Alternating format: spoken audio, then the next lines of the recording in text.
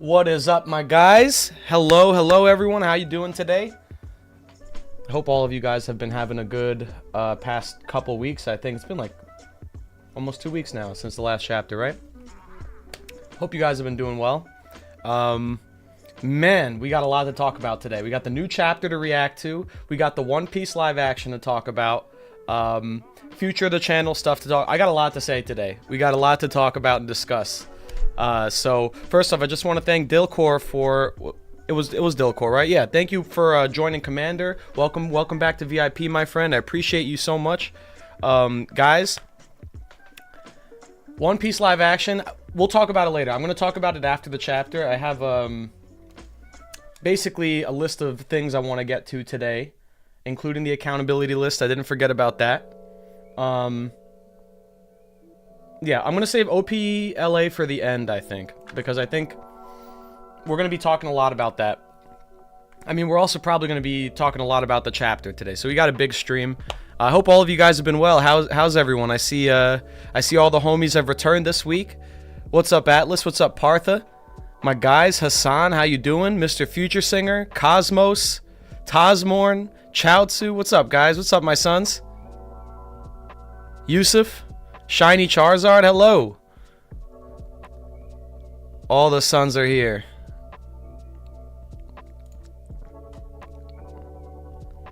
Hello, everyone. Guys, I guess this is a good time while we're here. Do a little bit of catch-up accountability list time. So let's get this out of the way. Last time we had this stream, I brought up my personal goal with boxing, how I've been doing that like 3 to 4 days a week. I've been trying to maintain that. This week is more of 3, but I've been keeping my end of the promise. A lot of you guys wanted me to hold you accountable to your goals, so let's do that right now. So I'm gonna go down the list. I have it all on a tiny post-it note here. It's kind of like chicken scratch. But before I go down the list, let me real quick, to prove that I'm actually doing what I'm saying I'm doing, let me pull up the video of my battleship bags this time. There we go. Is it this? When I do it like this? There we go. So this was me a few days ago, working on the Headhunter bag. And also another update, guys, for my my boxing stuff. I actually had 2 spars since we last talked. I had my first spar the day after, or a couple days after the last stream. That was a little rough. I got knocked around pretty hard. I got my ass kicked, to be totally honest. But the guy had a year of experience on me. You know, I was inexperienced going in. I was kind of just throwing wild shots. I wasn't thinking about what I was doing. You get put on, you know, you get put in the ring, and you have to actually fight a guy. A lot of your trained things go out the window. Whatever instinct you think you have kind of flies out the window. But yeah, I mean, it was a good lesson. I learned a lot from that. I mean, definitely, you know, it didn't feel great getting hit, but it's satisfying when you know, successfully slip a punch, or when you land a counter punch. Like, that sort of thing is really motivating. And I saw some potential in what I was doing there. I saw my mistakes. I had another spar the following week. And I think I did a lot better. I was able to, you know, the first spar, by the end of the 3 rounds, I was basically like about to pass out. I wanted to give up. But the second spar, I came back and I lasted to the 3rd round, and I was still like, I had my energy. Like, I could have gone a 4th round. So I see the progression happening. So that's what's, you know, that's what's going on my end. You know, I started sparring now, so I got that in the mix. I've been training. I've been keeping the training up. So everyone who wanted to be on the list, I hope I got everyone's name last time, but I'm just going to run down the list of names, and I hope that all of you guys have stuck to your goals this week. You made some steps towards what you want to do. So Partha, I hope you've been keeping to it, bro.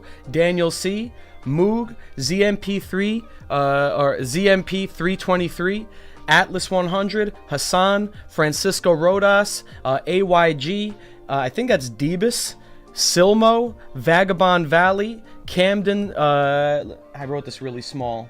Is it Camden Smork 4268, JD Cub, Lukatsky, LGO Dog 468, Chaozu, Jackson Brown, Johannes, Majin Crow, and Prince of All Anime. If you guys are there, I hope you guys stuck to your goals. I hope you did you took at least 1 or 2 steps, in between last stream and this one towards that. I hope you've been working at it like I have.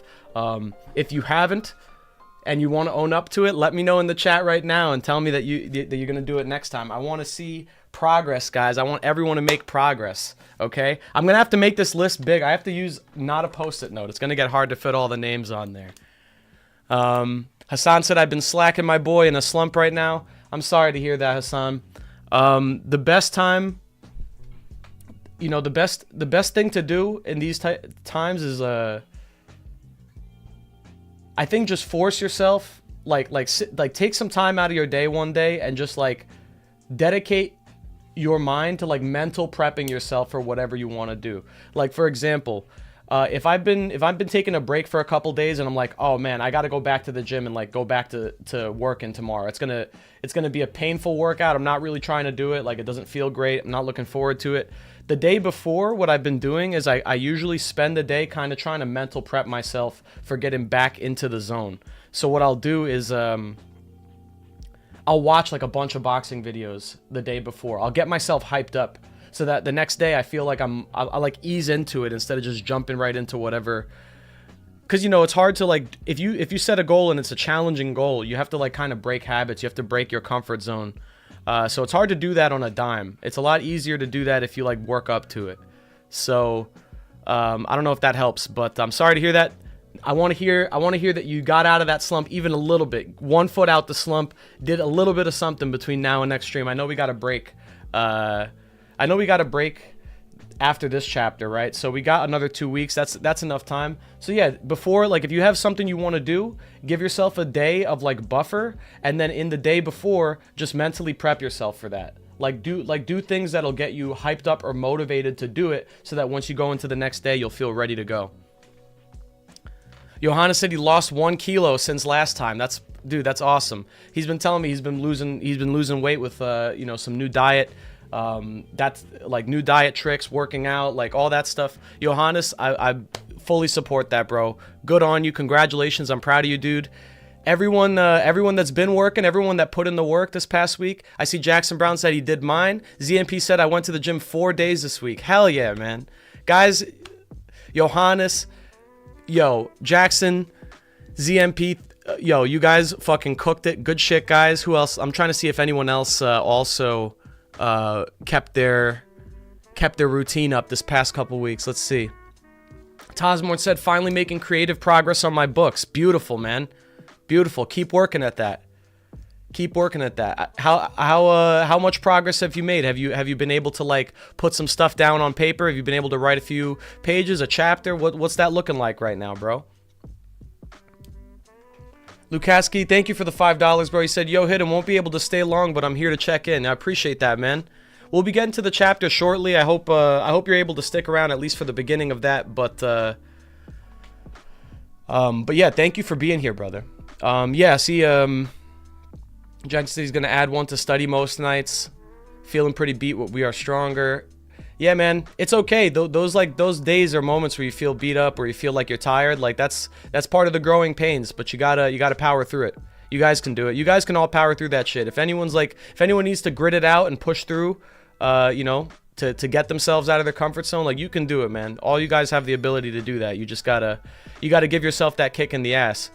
Hassan, thank you for the member message. I just noticed he said my son. Thank you, bro. You're my son. You guys we are all sons here. ZMP, thank you for the member message as well. He said, what a week to be a One Piece fan. New episode, new chapter, and a successful live action adaptation. We are eating like pirate kings. Couldn't have said it better myself, bro. I could not have said it better myself. We are eating good lately. Kobe fans eating good especially, man. Kobe's been on the uptake this past like couple months with the chapters, the adaptation. It's looking good for Kobe fans out there.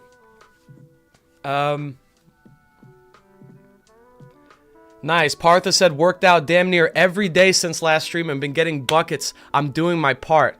Started school and keeping up with classes. Yo, that's the best, man. Good shit. Good shit, Partha. Keep it up, bro. You can keep that going. Keep it going. You're going to be a fucking Chad. Just keep working, man. I love that. Worked damn near every day since last stream. I respect that. It's been hard. I had to do like leg day the other day, and it's been really hard to get myself to do any work after that because it's been pain. It's painful to even walk around, man. But yeah, I respect it. Cool, man. ZMP said, I was feeling like shit since last winter, or feeling like shit last winter, but going to the gym consistently, minimizing binge eating has helped me lose almost 40 pounds since December. Consistency is king, Nakama. That is 100% true.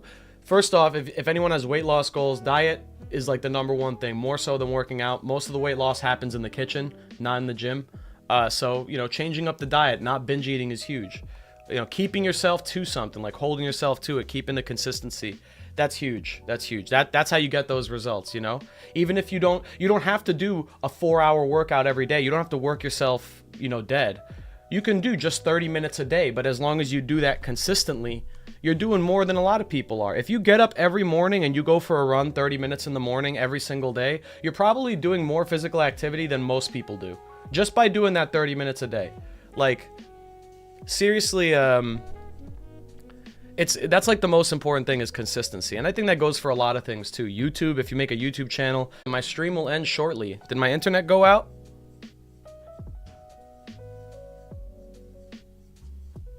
Hold on, guys. I'm sorry.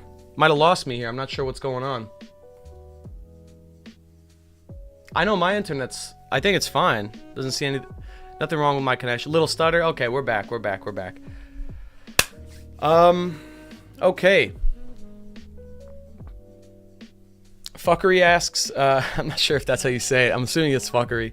He says, what other anime are you a fan of? I want to know more about you. Been stress eating a lot. Hopefully I eat less this week. Well, first off, for the stress eating thing, I would say I used to stress eat a lot too. Finding something to substitute that with that also gives you some sort of satisfaction is, I know it's easier said than done. But one thing that I would have to do to condition myself to like not smoke cigarettes, for example, was anytime that I'd want to smoke a cigarette, I'd replace it with something else that was not harmful to me. And I made the conscious decision, like, you know, anytime I get that urge, I replace it with something else. So anytime you get the binge eating urge, like find something that distracts you from it. One thing I'd say helps, I don't know if it's the best replacement, but coffee is good. Like drinking a cup of coffee. Even decaf is fine because coffee is an appetite suppressant. So if you need something to keep you from getting hungry and you know you've already eaten, so you don't want to eat more because you know that's bad for you, drink a cup of decaf coffee. You don't even have to have the caffeine. Just get some decaf coffee, drink it. It's an appetite suppressant. It'll make you not feel hungry. It's a really good little life hack there. As for what other anime I like a lot of anime. I've honestly been out of the anime kick lately. I've been more in the gaming mode than anything else. But and I'll talk about that in a second. But aside from One Piece, I really like Yu Yu Hakusho a lot. I think that's one of my favorite shonens that's not One Piece. JoJo's Bizarre Adventure is great.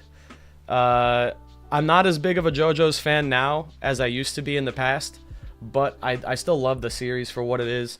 I really like Vagabond. I really like...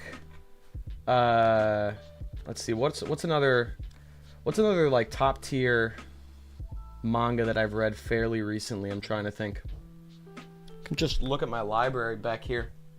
Oh yeah, Kaiji. I really like Kaiji. Vinland Saga I enjoy. I only got up to the farming arc, but I like Kaiji a lot. That's another one of my personal favorites. What else we got here? I mean, Oyasumi Poon Poon's a good... I don't know if that's one of my favorites though. It's kind of tough. Yeah, it's like a mixed bag. I honestly kind of have like normie tier anime taste. I don't really have like any... I don't have like any obscure picks for like things that are my favorites. I tend to gravitate towards the popular stuff just because, you know, we don't all have that much time in our day, and I kind of just put my faith that if it's popular, there's a chance, you know, there's something worth experiencing there. But that's not like a universal rule. It's just like, to save myself time, I usually just don't check out that much stuff. I check out stuff if like I hear a lot about it. People are like, oh, you gotta go watch this. I really like, let's see, I'm trying to think of like any other... Gurren Lagann, I mean, that's a classic. There we go. Are we back? We're back now. I think this is YouTube, guys. I'm gonna be honest. I don't think this is me, because yeah, my internet, you know, just prior to the stream, I was using the internet with no issues whatsoever. I think this is on YouTube's end. This is not me, guys. I'm sorry about that. There's no way. Yeah, my internet's perfect. It's not cutting out or anything. This is just YouTube. So if we do cut out during the stream, I'm sorry. I have no control over that. But yeah. But yeah, those are like the things that I like. I like a lot of those series. And the last thing I want to talk about before we get to the chapter is what's going on with the channel. I know some people are wondering. Oh, I have read Berserk, Duarte. I like Berserk a lot as well. I'm sorry I forgot about Berserk, actually. Slam Dunk. Slam Dunk's also great. I love Slam Dunk. I'm starting Hajime no Ippo. I'm like part of the way through that now.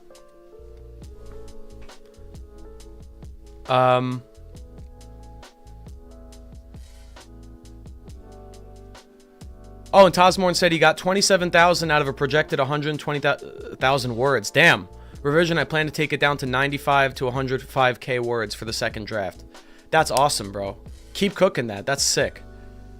I know how difficult it can be to write. I mean, I'm kind of going through a writer's block right now with One Piece stuff. But yeah, let me explain that. So I haven't really uploaded in a minute with One Piece content, and I've been trying to force myself. I've had at least like 4 or 5 drafts for like theories and like scripts come like, you know, like in front of me, and then I can't get past like the first or second page because I just don't have anything I'm really confident in saying. And this is just like a me problem.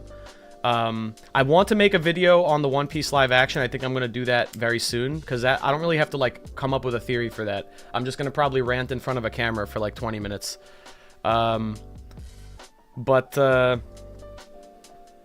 I don't really have like, in terms of like theories right now, I feel like I don't have anything loaded up in the canon. And what my solution, what I've been trying to find a solution to this, because I want to make YouTube videos still, and I'm trying to figure out what the best way to do this is. And I think this is really an answer to a problem I've had for a long time, which is I want to make, the type of person I am is, I want to talk about a lot of things. I don't want to just talk about One Piece. And I think you guys obviously notice this on my streams. A lot of the times we go on these tangents. I'll talk about like whatever for long stretches of time. I have a lot to say about a lot of things and a lot of media, a lot of anime, a lot of movies, a lot of video games that aren't just One Piece. And for me to constrict myself to just One Piece, I feel like it's actually a lot harder for me to do than I thought it would be. Because even though I love the shit out of One Piece, if I have to force myself to sit down and make a One Piece video when I don't really have the juices flowing for One Piece at the moment, it's pretty tough. I feel like it would just be forced. I'd just make some like weekly reaction thing. And I know I wanted to do chapter reactions. It just doesn't feel like it's me.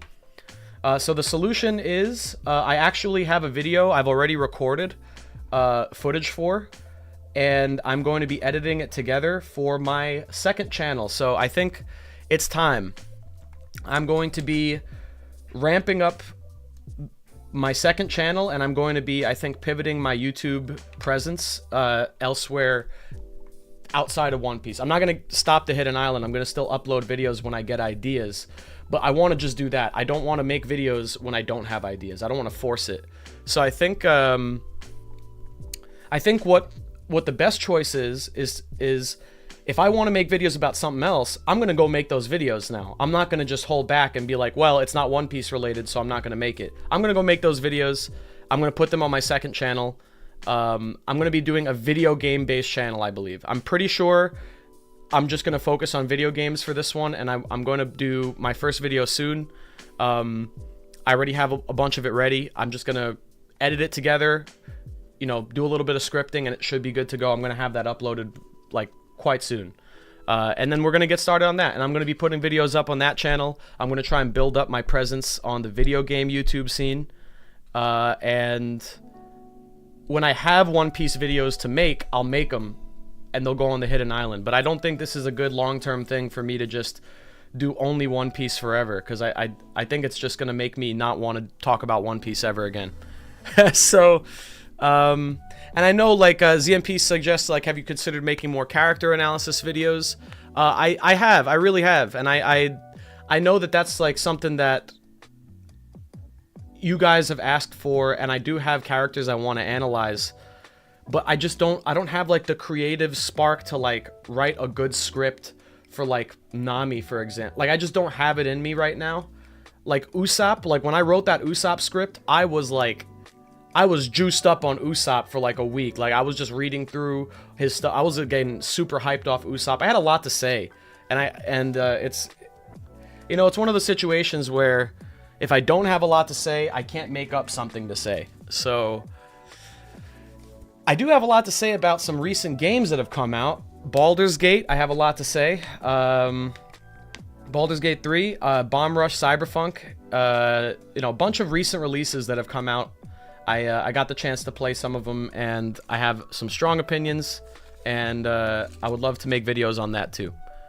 So, you know, basically that's pretty much the update. Second channel is going to be getting some content soon, and I think that's going to be the way for me to get out of this like writer's block, you know, rut or whatever with One Piece content. I think I just need to put my energy into something else. So with that being said, I think we're about ready to get to a chapter. I did play Elden Ring. I loved Elden Ring. And yeah, Johannes, you can just like I think my biggest worry is just getting to the point where I don't want my videos to feel like they're like factory made. Like I don't want it to feel like I have a production line where I'm like, okay, this week I have to talk about this thing and this chapter comes out and I'm going to do, like, it just feels like it just feels like after a certain point it would just be phoned in. Like I just be saying stuff for the sake of saying it because I have to get the video up and monetize it and make money. I don't know. I just not, it's not my thing. It's just not my thing. I've never been like a factory production type guy where you know, I don't know what the word for it is. It's like you get into the flow of like a creative process so much that it eventually stops being a creative process and you just churn out like the routine thing over and over again. I just can't do that. So, and I also, the other backup would be if I can't come up with a theory myself, do what O'Hara does, right? Or like, you know, like have people send in theories that they want to get like explained or whatever, and then I make a video about that theory. I think that's also an option, but once again, if it's someone else's theory, I just feel like I don't have the passion behind it to really do it justice. Like, you know, when it's your theory, it's your baby, like you spent the time thinking about it and putting so much effort and thought into it, it's different. If I'm just taking what someone else told me and then make a video about it, it just feels like it's not genuine. So yeah. And yeah, I think you know, I've come to terms with the fact that I think I'm cut out for YouTube. I like making videos a lot. And this has kind of been like a really big learning experience with this channel. So I think if I do another channel and I build up a second channel with something that's a lot more varied and can reach a wider audience like video games, I think that channel will probably get bigger than the Hidden Island. I think in maybe like a year from now, I might not be mainly a One Piece guy and my main channel will be the other one. I wouldn't be surprised if it's like twice the size by next year, just based on like the numbers of like what different areas of YouTube do. Like One Piece is pretty niche, all things considered. Yeah, it's the most popular manga in the world, but like, you know, there are videos for like video game reviews or whatever that pull like 1 million views easy. In the One Piece community, not many people are pulling millions of views every video, you know, so I think the numbers are a little different. Chance asks, what is the name of the second channel? Well, currently the name of the second channel is The Hidden Arcade, and it's actually featured. If you go to my channel and you go to the About section, the link is there, so you can actually find it on my channel currently. I haven't done anything with it yet, but once I upload, I'm going to actually format the channel, make it look nice. But I'm not going to do anything with it until I actually put my first upload there. So yeah, The Hidden Arcade, it's in my About section on the Hidden Island. D. LaJoy Boy said, I missed your super chats. I'm sorry, bro. Let me do some catching up. Let's do some catching up. Thank you for the 5, bro. He said, yo, I have a theory I'm working on for the will of D being the will to die for others or what you believe in. That's really interesting. The will to die. And yeah, I mean, it does line up with like the whole smiling, you know, face with their death thing. I don't know if it's going to be that, like, is the will of D going to be the will to die? It's a little dark, but I wouldn't put it past Oda, I guess. I think it's going to be a more positive message though with what the D means. But I guess, yeah, it is a positive message. It's just kind of grim, right? And thank you for the other 5. He said, I don't make videos, but I'm writing like an essay, LMAO. Once it's finished, I'll post in the Discord. Would love your opinion. Well, if you're writing an essay, you put a nice essay theory together, feel free to post it in the theories channel. Everyone there is usually good about giving feedback. I'll definitely give it a look. Just tag me in there, and I'd be happy to check it out. Yeah, thanks for posting the link, guys. Yeah, if you guys are interested in my endeavors with like the video game YouTube scene and like me, you know, doing other types of content, definitely go sub to the Hidden Arcade. Please do. Trying to get to 100 subs now. I think we're like halfway there. And then you'll be subbed to it. And then once the first upload goes up, it'll just show up in your subscription feed.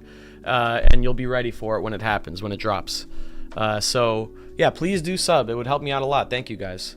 Yeah, that's enough talking about all the catch-up, all the accountability, all the greetings. I think it's time we get on to the chapter, guys. I'm sorry, I know we always take a long time to get there, but we're here now. So let me pull up.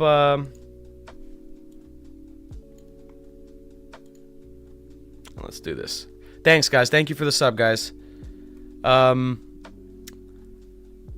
D. LaJoyboy asks, how far have you gotten into the live action? I binged all 8 in one day. I got up to episode 6. So that's one thing I want to say when we do talk about the live action. I didn't see the last 2 episodes, so I don't know how they wrap things up. But we'll talk about that after the chapter. I love it, though. I love everything I've seen. First 6 episodes were great. I have some gripes, obviously, but we'll talk about it. All right, guys. Let's go. Let's go. New chapter time. New chapter time. 1091. Beautiful cover of Weekly Jump here. I love Chopper. Chopper's face. Cool. All right. Oh, another color spread. Oh, this one's nice.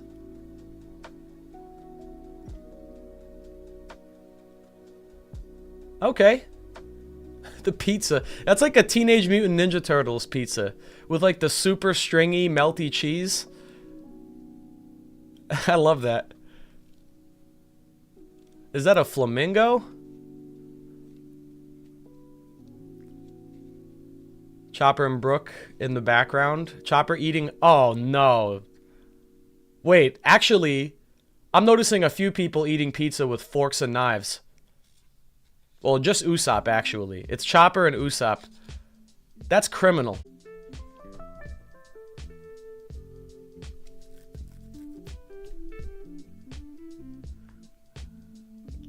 YouTube and your dog shit connection. This is for you. My bad, we're back.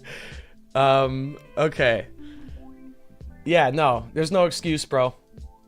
The pizza's made to be eaten with your hands. It's like designed to have like it's handheld. It's made to be handheld, okay? Not a single person here folding their slice. Also criminal.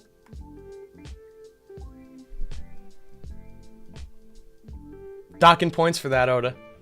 Docking points. That's only a 9 out of 10 color spread. Admiral Kizaru has begun his incursion. Get ready, the enemy won't take this lying down. Chapter 1091, Sento Maru. Oh, man. Navy makes its move. It's going down. Beep, beep. Don't let them use their lasers. Fire the cannons. Oh, man. It's the weaponized sea beasts. Fire.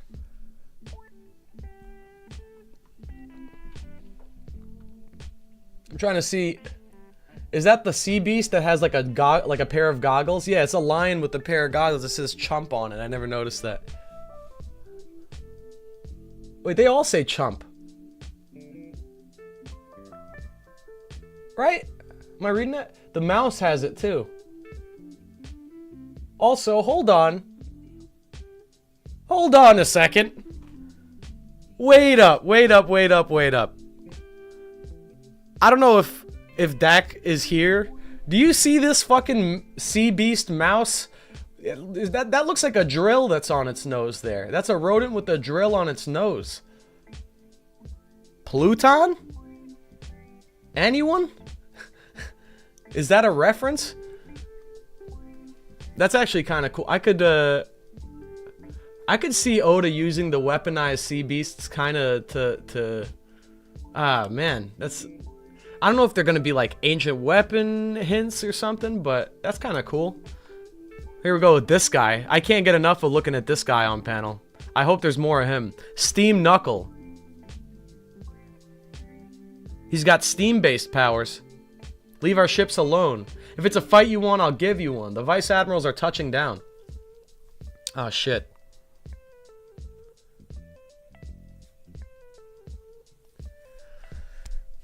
The Marines and Robo-Beasts at the coast are really going at it.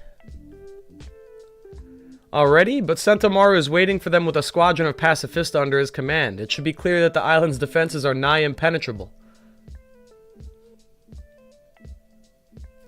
Got the hierarchy restated here.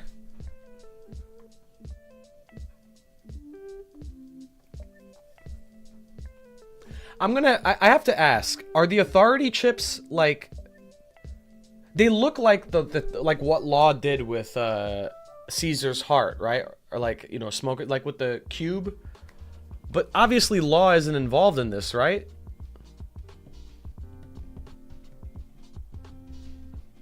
Like Law, where was Law involved in this process? How'd they, what is this? Is it like, well, maybe it just looks like that. Maybe it's like a glass cube, the authority chip. But whatever the authority chip is, it's weird.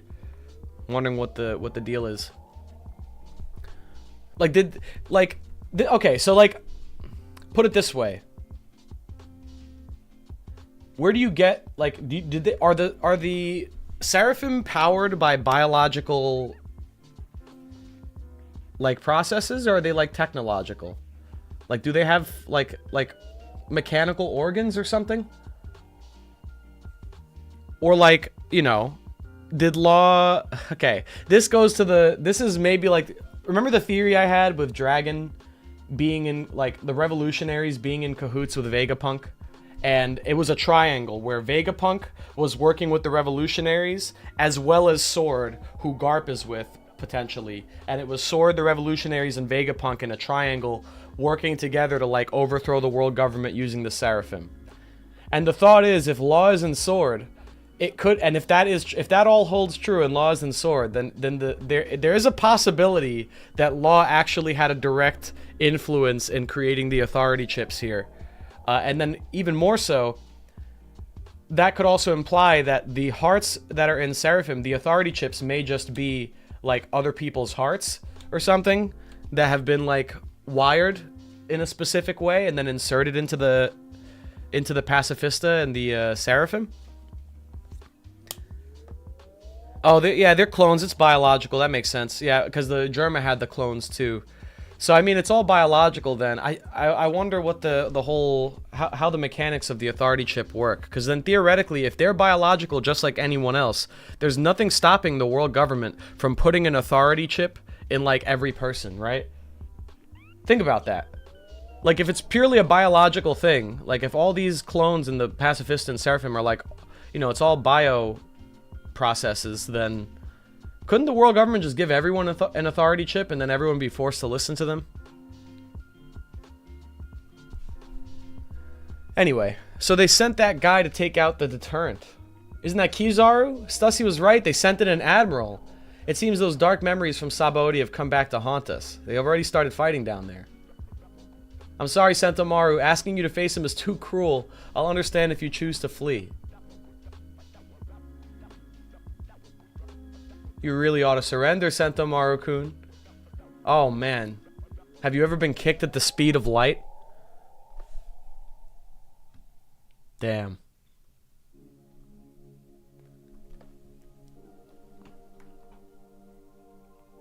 Yasakani no Magatama. Here we go. Sorry, Unc. I gave my word to Straw Hat Luffy.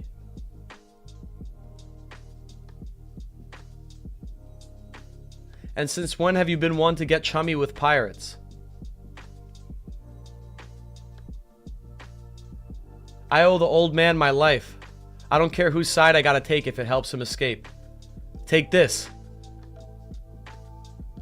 Damn. That's crazy. Kizaru is awesome, bro. He is awesome. That power is insane. And this.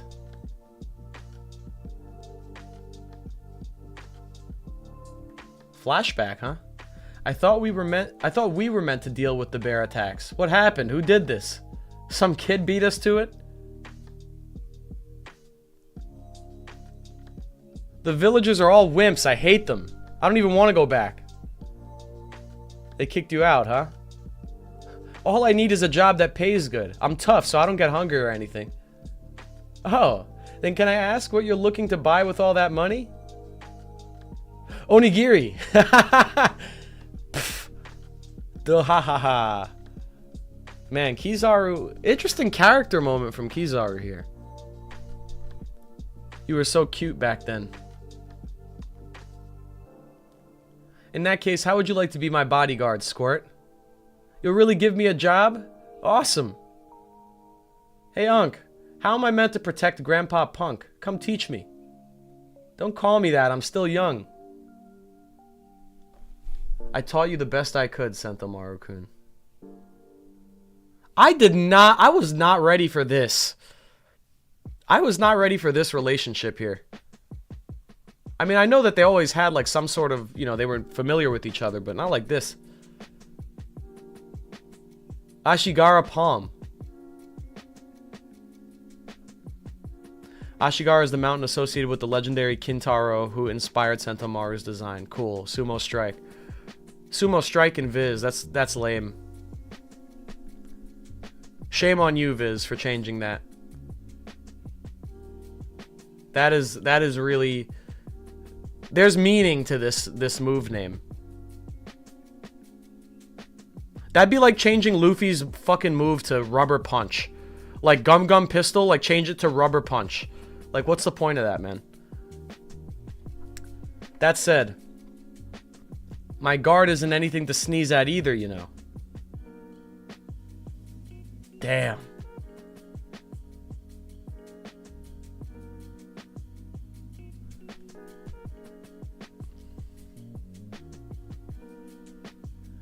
All Pacifista units come in. Authority chip. Oh, okay. Well, that's very small. That's an actual chip. That's like not like the hearts in the cube. That's really small. The previous command issuer is unconscious and out of commission. Authority has been transferred to me.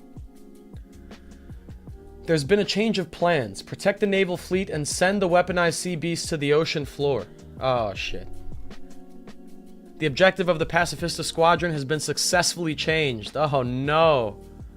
What a waste. But I suppose if I had to choose, the Pacifista are the better assets to secure. Keep me updated on all the casualties incurred. Yes, sir. I like Saturn just, like, commentating on what's going on the island from the background, from the comfort of the ship. It's going to be pretty hype when he inevitably steps off the ship onto Egghead and makes his introduction or whatever. Sentomaru's finished. We can't afford to dilly-dally. Let's lift the defense system. Vegapunk's crying.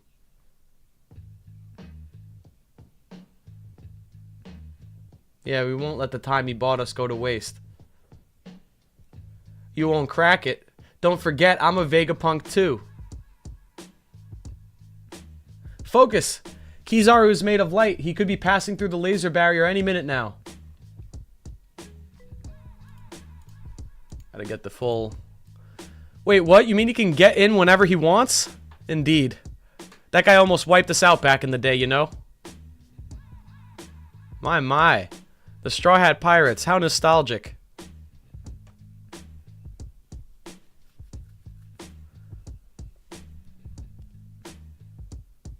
Oh man, thank you, Atlas. Yo, thank you for joining the members and then gifting 5 additional memberships. Thank you, bro. Appreciate that. It's been a while since we got to play the member video. Hold on. Oh wait, there you go.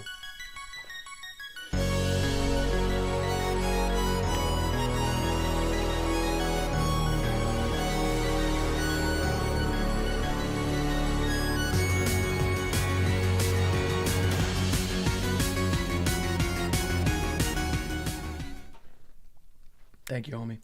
Thank you. Big W. Welcome to all the new members. Welcome back to anyone that was a member, got remembered now. Welcome back to Osmore, Juan Carlos, Mario Guairao, Carbonell, K Maya, and Brandon King. Yo, welcome to membership, guys. I hope you enjoy it.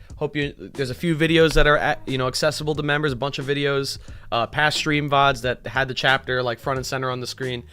All the VODs now are going to be left public because of the new layout, but you got access to a bunch of stuff. So, yeah, welcome to members. All right, let's see. Where was I? Here. Leave sent on Maru. Let's book it. Once the barrier is down, we need to be ready to get out of here pronto. Way ahead of you. All we need to do is carry the ship over to the back of the island. The Vega Force 1 just carrying the 1000 Sunny like that is great. Let's make it happen. Ding ding. Lilith, what's that racket? The emergency siren, but why? No one should be able to get through the barrier. The power station, Punk Records, and York. Those are the 3 things that can't become collateral. Honestly, it would be nice if I could add old friends to that list. Unfortunately, though. This is a really interesting look into Kizaru's character. He is really just like a man that's all about like taking his orders, right? Because at the end of the day, it's clear he has emotional attachment to Vegapunk and Sentomaru. Like, he does care about these guys, but he's like, those aren't my orders. Nice if I could add old friends to that list. Wow.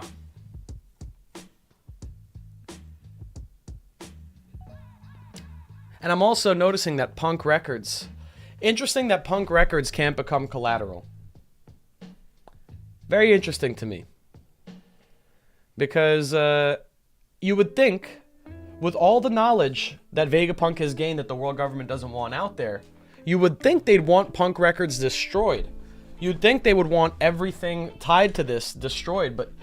You know, that's the thing, right? I've been anticipating that the Egghead incident was going to end in, like, this island getting Leluciad, but this line makes me think otherwise. Because they don't want to get rid of the power station that's going to make the Mother Flame. They don't want to get rid of Punk Records, which takes up a majority of the fucking island. So, what is the plan? What's going to happen here? The thing I can see happening is that Luffy inadvertently destroys the power station and makes it self-destruct or something. And then the power station blows up and then destroys the island in like a nuclear explosion or something. I could see that. But, yeah, they want to keep Punk Records around, and I wonder why. And it makes me think, you know, I don't know, obviously I don't think this is definitive proof for my theory about Emu and the world government, you know, having some sort of ancient version of Punk Records, ruling the world through people's dreams and taking the energy out of them. People's hopes, gathering energy from people's hopes, maybe using the, like that, there was that whole extensive theory I made. I don't think this is proof for that in any way, but I do think it's pretty helpful supporting evidence to make me think there's more to Punk Records than just what it is at face value. I think that the world government does see something with this, and they I don't know, there's a reason they don't want to destroy it. So, interesting. Dr. Vegapunk's elimination is our top priority.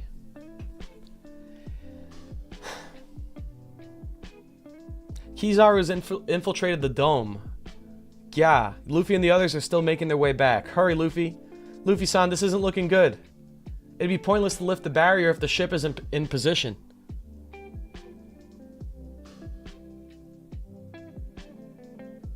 Oh! Oh! Oh no!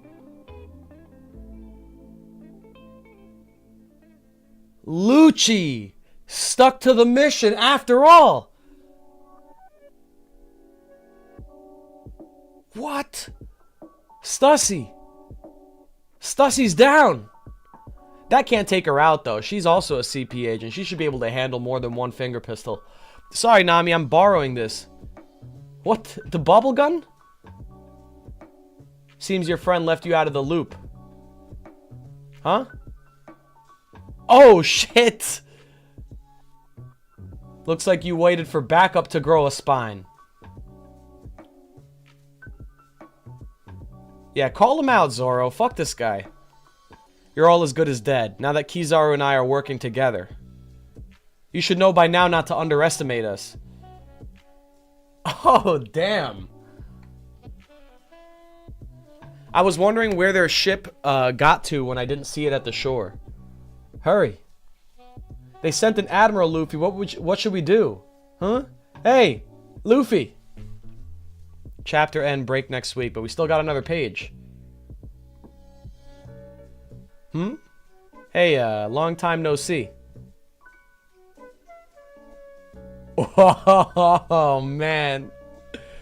Oh, next chapter's gonna be crazy. I see that you're as cheeky as ever. We're 100 times stronger than we were 2 years ago, Kizaru. Oh, shit. Okay. That's a good way to end it. I was worried this was it. That's a good way to end it. Next week's gonna be, or next chapter is gonna be crazy. In Eternity Later when that comes out. Man, these breaks are brutal, dude. What is this, the 4th break after the Void Month? This is like the 3rd or 4th break since Void Month. Damn. I really hope we're back to some normal schedule after this next chapter comes out. If it's another break after that, dude, brutal. That is tough. All right. What a chapter. Daniel, Daniel C. Thank you for the 5 bones. He said, this chapter was the first one made by Oda after surgery. The improvement in his art is visible. That's a great point. I noticed that the art in this chapter was like there's like a lot more, like look at this page here with like, the line work is like really clean. There's a lot of detail everywhere. It is noticeable. There is a noticeable increase in the quality of the art since the surgery. I will say that there's pages like this. Like, for example, this panel still looks a little bit scratchy to me. It looks a little bit like some of the stuff we were getting in Onigashima. But, I mean, aside from that, there's a lot of, like, really good panels this chapter. This one's great. Like, this double page of the ships being destroyed by the sea beast. Like, that's really good. I mean, Oda's art is always good. Even before the surgery, it was good. But I do notice, like, the line work and stuff's a little bit cleaner. There's a little bit more detail going on. So that's nice. D. LaJoy Boy, thank you for the $5. He said, Shaki said that Rayleigh was 100 times stronger than the Straw Hats back in Sabaody. What a callback. I love that. And then that must be the confirmation, basically, that that Luffy is now at Rayleigh level, right? I mean, it's obviously a very indirect confirmation. But, you know, to have Shaki say he's 100 times stronger than you now, and then 2 years later, Luffy's like, we're 100 times stronger than we were back then. He's officially, we can pretty confidently say, at least with Luffy, he's definitely, at the very least, he's at the Dark King's level now. Like we can consider him like a Rayleigh tier opponent for anyone that's across from him. So that's I would say that's pretty sick. Partha, thank you for the member message. He said, can't wait for Luffy to foderize Kizaru like the Lord of the Coast in Chapter 1 and the Pacifistas after the time skip. Final Saga loading. I don't think he's going to foderize Kizaru. I'm going to be real. I think this is going to be a well-fought battle. Do I think Luffy's going to come out on top? 100%. I don't think Kizaru beats this guy. But I don't think it's going to be a wash. I really caution people against underestimating the Admirals because as far as I can tell, the Admirals are going to be some of the biggest opponents to face in the final saga. Like, if we don't consider the God Knights, because we don't know much about them yet, we don't really know much about the Gorosei's combat capabilities, so let's put those to the side for now. The Admirals are like the strongest thing the Marines have, the world government has. So I anticipate them being really tough opponents, and I think Luffy is going to make Kizaru look maybe a little bit weaker than he really is, because Luffy has the fucking Sun God fruit. But I think the average opponent can, like, no one, I don't think there's anyone on the island currently that can take Kizaru besides Luffy. I don't even think Zoro could take Kizaru right now. So this is going to be a tough battle. It's not going to be easy. Brandon King, thank you for the $2, bro. He said, Luffy versus Kizaru, Garp versus Aokiji, so then Dragon versus Akainu is that's a really interesting setup there. Huh. You know what's interesting about this to me? Is that we had Aokiji fighting Garp, and then we got the flashback showing young Aokiji when he was earlier on in the Marines as like a rookie, looking up to Garp, and we got to see a little bit of we got to see Kuzan's like past and his inspirations and what led him to where he is now. And then we see him fighting his old mentor begrudgingly. And now we have this exact same thing with Kizaru, where we see when Kizaru was like really young, a rookie, he's wearing a fucking beanie and like, you know, this is obviously early Kizaru. And he was friends with Vegapunk and Sentomaru, you know, he helped raise him basically. And now we're seeing Kizaru have to fight someone he mentored, as opposed to Aokiji fighting his mentor. Kizaru is now fighting his mentee. And also, same situation where we see the difference in philosophy. Aokiji has his principles, and he clearly is upset by fighting Garp. And to be honest, I don't think he wants to fight him. He probably tried to not kill him. Kizaru seems like he might be out for blood here, and he's like the different type of guy. It's clear that the personalities are different. Their type of justice is different. Kizaru is the type to go through with following his orders. We see how that's reflected in his relationship with Sentomaru. So the point of all this I'm trying to get to is, what does that mean for Akainu?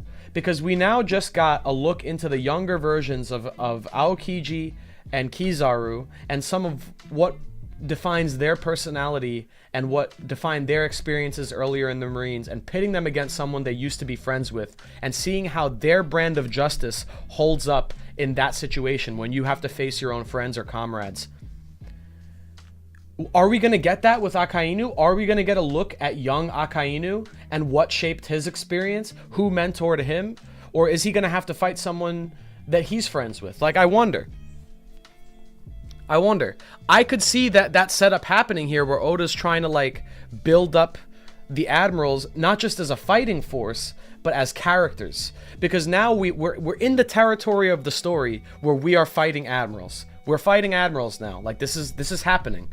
Luffy's fighting Kizaru. We're watching Aokiji fight Garp. So the dragon thing is interesting because Luffy and Garp, then dragon. Yeah, that all makes sense to me. That's a really really interesting trio, and Oda's using this opportunity to like show us not only how good of fighters they are, but you know, what type of people they are. What is justice to the Admirals? Every Admiral seems to have their own unique brand of justice. This is really getting shown in greater detail here. So I like that a lot.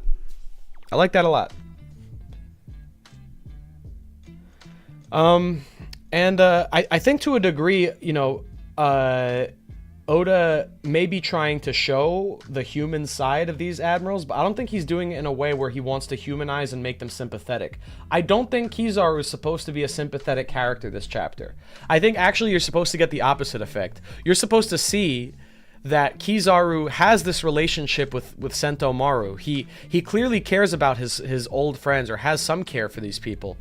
But then immediately after, he's able to discard those feelings and then just be like, too bad, I gotta kill these guys. They are my old friends, but orders are orders. It's like, that tells me, that's like a nail in the coffin for Kizaru as a person, in my opinion. Like, ditching his friends or being willing to kill his friends on an order. To me, Oda is showing us, hey, look at this emotional moment. And then now look at how Kizaru is able to just toss it aside. Look at how he just is able to disregard his past attachments. That either says something about the world government's conditioning or something about his character. I lean towards the latter, and I think it makes Kizaru look like a scumbag. And I think that's the purpose here. So I wouldn't be surprised if the same thing happens with Akainu, and the purpose is not to make Akainu sympathetic, but the purpose is to show how much of a monster he is, you know? The purpose will be, we might show something in Akainu's past where he has some personal relationships or attachments.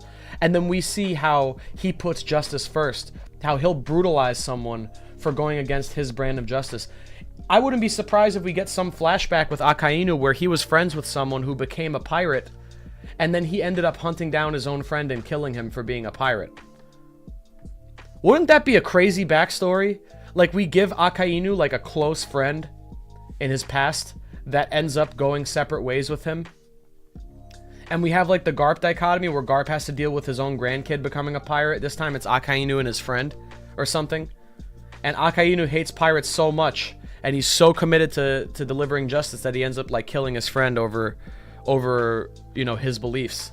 That would be a really great way to hammer home his absolute justice. You know?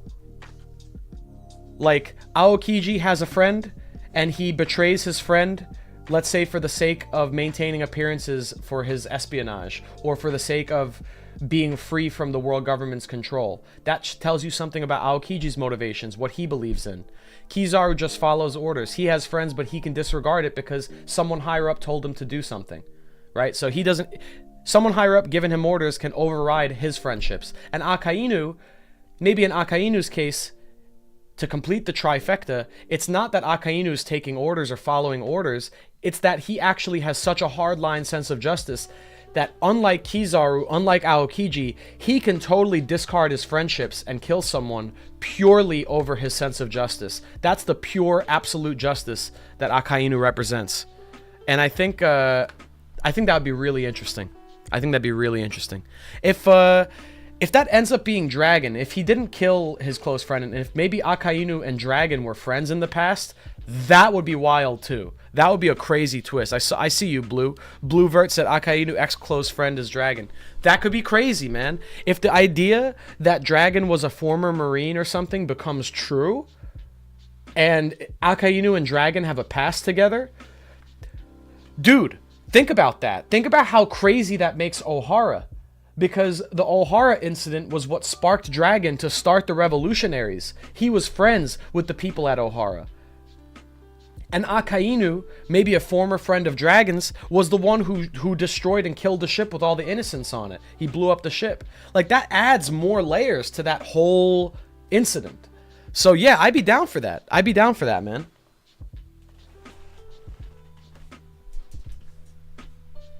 Man. Shit, I want that to happen now. K Maya, thank you for the $5. Appreciate it. Check out the shading and light play in the Kizaru Sento fight. That's where I noticed the art improvement. Yeah, the shading, right? Where is it? We got up here. Yeah, like this, the lighting on like Kizaru's cape when he delivers the kick. Yeah, like this is great. These panels, awesome. Yeah, the lighting is really cool. I love when Oda does the dramatic flashes of light on people's faces with the heavy shadows.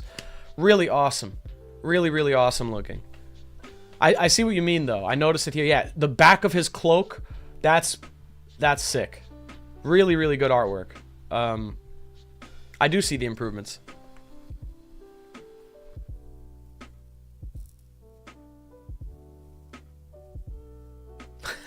Theory: Dragon rizzed Akainu's girl who became Luffy's mom. That's why Akainu's mad. Oh, I see. That's why he hates Luffy so much. Gotcha.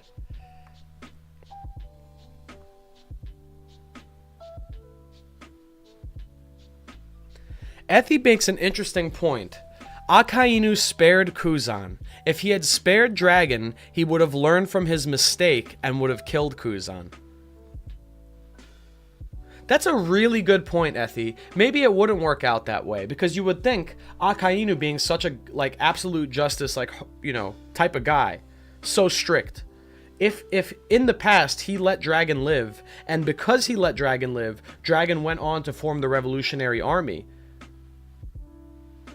that would make Akainu that would explain a lot about his character in not sparing anyone, but then that would go against him sparing Kuzan, right?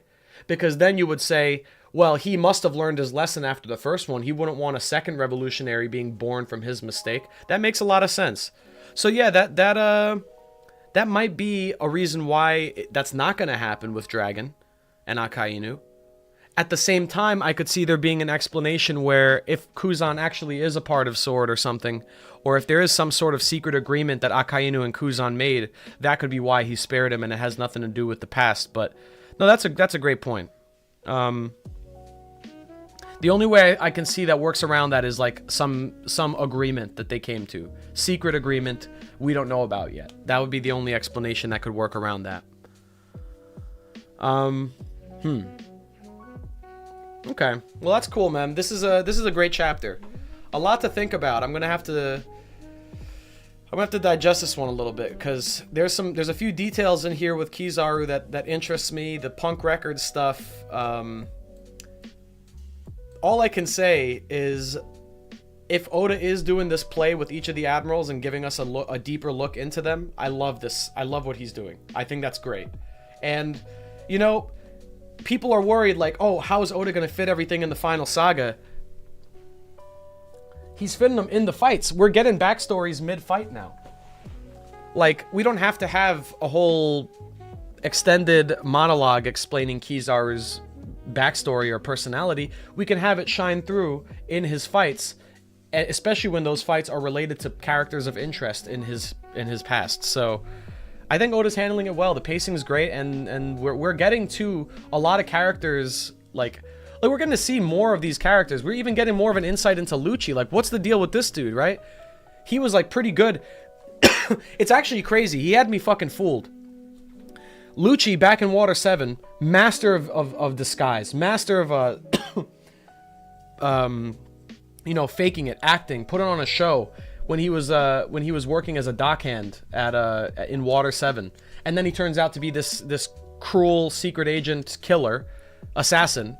And here in Egghead again, we have Lucci for multiple chapters, kind of ambiguous as to like who he's gonna side with here, and he's kind of just hanging out with the rest of the group, just being a part of the background, not really an enemy for the last God knows how many chapters. So to have Lucci once again turn on a dime and go back to assassin mode and be like, hey, this is who I am. You know me. Of course I'm gonna side with Kizaru. This is my mission. You should, you know. Yeah, you guys are as good as dead. Like, that switch up, that is Rob Lucci. That is perfect. I love that. It'll be interesting to see what he thinks when they actually don't end up dead and they manage to kick Kizaru's ass or something. I think that would be a pretty funny revelation for him to have. If Luffy beats Kizaru in front of Lucci, I'm very interested to see what Lucci thinks then. Who he's going to side with in that case. So yeah, a lot of really cool, like, little character interactions and details that happen this chapter that really, like, build up some of the bad guys more here. I'm just so in love with Egghead as an arc, I gotta say. This whole experience in Egghead has been amazing. I really think the biggest thing holding this arc back is the pacing of the chapter drops, really. Because think about how many chapters we've been in Egghead for. It hasn't been that many. It's only been like 30. And half of those chapters weren't even in Egghead because we're like looking at other characters. So like the actual amount of chapters we are present on the island of Egghead hasn't really been that much, but it's felt like an eternity because there's been like these breaks and every other chapter and stuff like that. I really think that's the only thing holding back people's impression of this arc, if at all. This is going to be, man, Egghead on reread, like straight, no stop, read through start to finish of Egghead. Oh, it's gonna go so hard. It's gonna go crazy. Just think about that, man. Think about all the insanity that's happened in the last like 30, 40 chapters. And imagine not having to wait in between chapters, just reading it, like blowing straight through. That's gonna be a really fun reread. This arc is insane. But yeah, so great chapter. Was a big fan of 1091. I hope you guys enjoyed the reaction. Now let's talk about the One Piece live action. We're gonna end the stream with a little segment talking about the One Piece live action, and I'll give some preliminary thoughts. I'm gonna take a quick, like, 2-minute break, and when I get back, I'll give my thoughts on what I've watched, and then I'm welcoming any questions of what you guys think, what you guys, any opinions, questions, anything you want to ask me about my thoughts on the live action. I'll do that. So think of whatever you want to ask or post. I'll be right back, and yeah, where's the break screen? Or whatever. Fuck it. All right, I'll be right back, guys. And also, just as a frame of reference for those wondering before you ask, I've only watched up to episode 6. I haven't seen 7 or 8, so I still have the last 2 episodes to watch. But yeah, I'll be right back.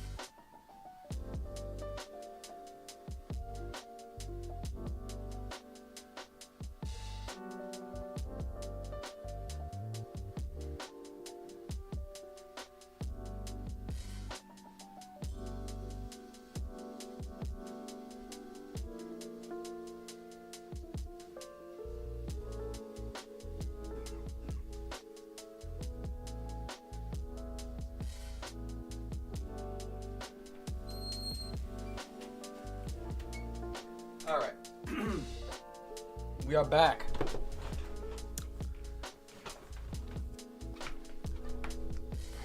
No, the Dancing Man's escaped.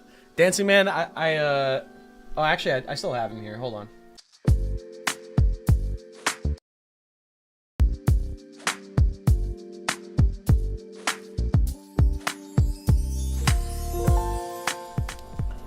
There he is. All right.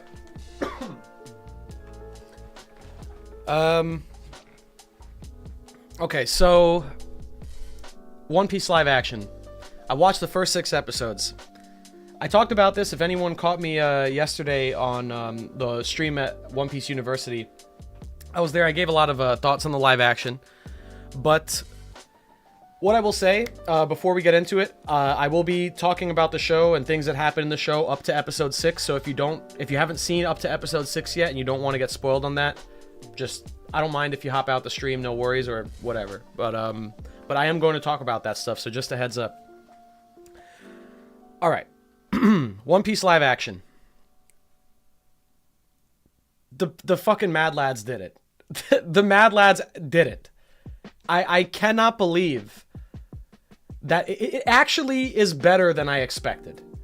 And I know that a lot of people have been like really riding the show and hyping it up, and I don't want to be one of those guys that just blindly say it's the best thing ever made. I'm not saying that. I have my issues with it. But I went in with pretty low expectations, I'm going to be perfectly honest. I thought, yeah, this production has people involved that care about the source material, and they're going to do their best to make it good. But at the same time, I just didn't think that One Piece lent itself well to a live action adaptation. I thought it would just come across too silly, corny, too, like, the special effects wouldn't look good, the characters wouldn't work. Like, I just thought that, like, it wasn't a series that lent itself well to live action, especially when we have these other series like Cowboy Bebop or Death Note that are way more grounded in our world, and those didn't do well, and those didn't come out great, especially Death Note. That should have been a layup, and that came out horrible. So for me, it's like the most grounded shows didn't succeed. So the one that's like the least grounded in reality, how the hell is that one gonna do well? That's the way I went in. I was like, man, I'm ready for it to be not great, but they did it. They did it. It came out good. It came out genuinely good, man. The fan service is incredible, but it's also so subtle and not in your face that if you weren't a fan of One Piece, you wouldn't even know it's happening, which I like. I like that the fan service is not as overt as, you know, I see some people complaining about I think the fan service is really subtle, actually. And yeah, it's there for the fans, and if you're not a fan already, you won't notice it, and it won't hit you in the face. It won't be like, who the hell is this guy? Who's this guy? Why should I care about this guy? The show doesn't try and make it like, obviously you're gonna enjoy the One Piece live action more if you're already a fan of One Piece, but it doesn't make it a necessity that you have to know all the references to enjoy the show. So with that being said, like, it succeeded in its mission. I think it's a good show that people even that aren't One Piece fans can enjoy. It's great for the fans. The characters, man, they wrote them. I was worried that it was gonna have like Marvel tier cringy jokes and quips and one-liners, and the humor is good. Like, the humor made me, I laughed out loud multiple times watching the first 6 episodes. Like more than I can count on my hands, probably. There's so many moments that come to mind. Luffy, when he approaches and we'll talk about the plot changes too, but Luffy approaching the Going Merry, and then he's like, and then Usopp says something from on the ship, and then Luffy's like, "You can talk?" Like, he looks at the Merry figurehead, he's like, "You can talk?" That shit was like so Luffy. It's such a Luffy thing to say, and it was perfect, man. It was like genuinely a funny joke. Well, there were some other things like Luffy not understanding sarcasm is a recurring joke in the live action, and I think that's also great. It's perfect. Like, there was like a whole thing where Nami explains that they need to steal a ship. There's no way anyone's gonna give him a ship for free, and then Luffy's like, you know, why not? He's like, I can convince someone to give them a ship for free. I'm gonna be the future king of the pirates. And then Nami's like, yeah, sure. Why don't you go try that? Why don't you go walk up to someone and nicely ask them for a ship if they can give you one for free? I'm sure that'll work. And then Luffy just looks at her and is like, yeah, exactly. Like, that shit is perfect, man. I love, yeah, the writing's on point in terms of like characters. Like, the characters, I feel like, capture who they're supposed to be decently well, and the little personality changes and quirks that are new to the show, which I'll talk about, I think are also not bad additions. They're different, but they're not bad. And I don't think they're better either. For example, Zoro in the live action, I think his personality is a little bit different from the manga. In the manga, I always felt like Zoro in the manga was more of a musclehead. Kind of like he's kind of like a musclehead asshole. Like, he's not an edgy, brooding, soft-spoken guy in the manga. Zoro he's pretty loud and you know, in your face when he wants to be, and he's also like a macho dude. Like, he's big and macho. He has a strong presence, a strong voice. He'll talk some shit. You know, that's the way I've always taken Zoro. In the live action, they changed him up a little bit. He still does the shit talk. He still has the macho personality, but he's kind of like a quiet, soft-spoken killer in the live action. Like, he's a lot more of like a brooding, soft-spoken assassin. Like, that's the way I would describe him. And I think I'm fine with that, because in the first couple episodes, I was like, oh man, the edge on Zoro is a little too much for me. But then there were some jokes that really like were self-aware, and they played into Zoro's personality in the show, and it was funny. Like, Zoro being such a dastardly like edgy fuck, and then there's the scene where they're talking about Usopp and Kaya and whether or not Kaya has feelings for Usopp and vice versa. And then Usopp gets up and he's like, he walks up to Zoro, of all people in the room. He's like, you don't think she likes me, do you? And then just Zoro gives him this stare like, are you fucking seriously asking me this question? He's like, I'm not the guy to ask. Like, that shit was so funny to me. I love, yeah, and just to speak generally, I love the crew dynamic. I think all of them interacting together in the show feels so good. I was worried they would feel like forced or inorganic. The dynamic feels great, man. The way the crew members talk to each other, quip with each other, interact with each other, work together, it feels like the Straw Hats. I really feel like I'm watching the Straw Hats on the big screen. It's crazy that they managed to make all of them feel like a crew. A big scene that sticks out to me is when Usopp shows the Jolly Roger that he drew, and it's his Jolly Roger, it's not the Straw Hat Jolly Roger, and he does that little laugh, he's like, aha! And the other crew members are just like looking, and they're like, and Luffy debates with him over who's the captain, and then Nami is just watching it and she just busts out laughing. Like, that felt organic, it felt really good, like it felt like there was a real... it hit me, man, it really hit me. Emily Rudd is killing it as Nami, by the way. Nami is incredible. She's probably one of the most perfectly performed Straw Hats in the show. She captured the character to a T, like, pretty much. It's, like, perfect. Sanji, I love Taz's Sanji so much. I love Jacob's Usopp. I was saying this on Twitter. I think the Usopp in the live action, at least East Blue Usopp in the live action, I like more than manga East Blue Usopp. Because in the manga, East Blue Usopp, we didn't have enough time to fall in love with him yet. He didn't have as much development. He was kind of just like a dude that lied a lot, and you know, if his like brand of humor where he just like lies about something and it's like a funny little fib, if that wasn't your style, he kind of comes off as annoying in the manga, like pre-Grand Line. And the Grand Line is where Usopp really shines as a character, especially Alabasta and Little Garden. But before that, Usopp's kind of just annoying, like where he's like, I'm the captain of the crew, not you, Luffy. Especially after we just spent like 60 chapters building respect for Luffy as the crew's captain, and you have this dude come out of nowhere and want to be the captain. I think that in the manga, it was played up a little too much, and Usopp came off more as annoying than endearing. And that's one of my biggest criticisms of the character early on in One Piece, and I think that improves a lot after the Grand Line. But in the show, I feel like Usopp is really likable from the get-go. My only criticism of how they handled Usopp was that they didn't really hammer home the whole liar message, and the way that Syrup Village ended didn't have that whole scene where Usopp consigns himself to being the liar of the village. Because for those who don't remember, Usopp had his own nothing happened moment, where Kaya and the kids are like, hey Usopp, you're the town's hero, you saved us from Kuro, you saved the town from pirates. Don't you want them to know that you were telling the truth? Like, you don't want them to think you're a liar still, do you? And Usopp's like, no, let them think I'm a liar. If they knew there were pirates here, it would terrify them. Let them sleep easy. Just tell them that nothing happened. That was an amazing moment in the manga for Usopp. That's nowhere to be found in the live action, and I'm sad about that, because that's like one of the biggest character-defining moments for Usopp in East Blue. And out of the entire crew, out of the 5 crew members in the live action, I would say that Usopp had the least character development and expand, like the least focus.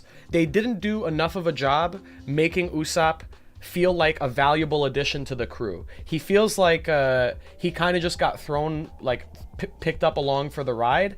But I think one of the biggest parts about Usopp in the manga early on is that he did have a very likable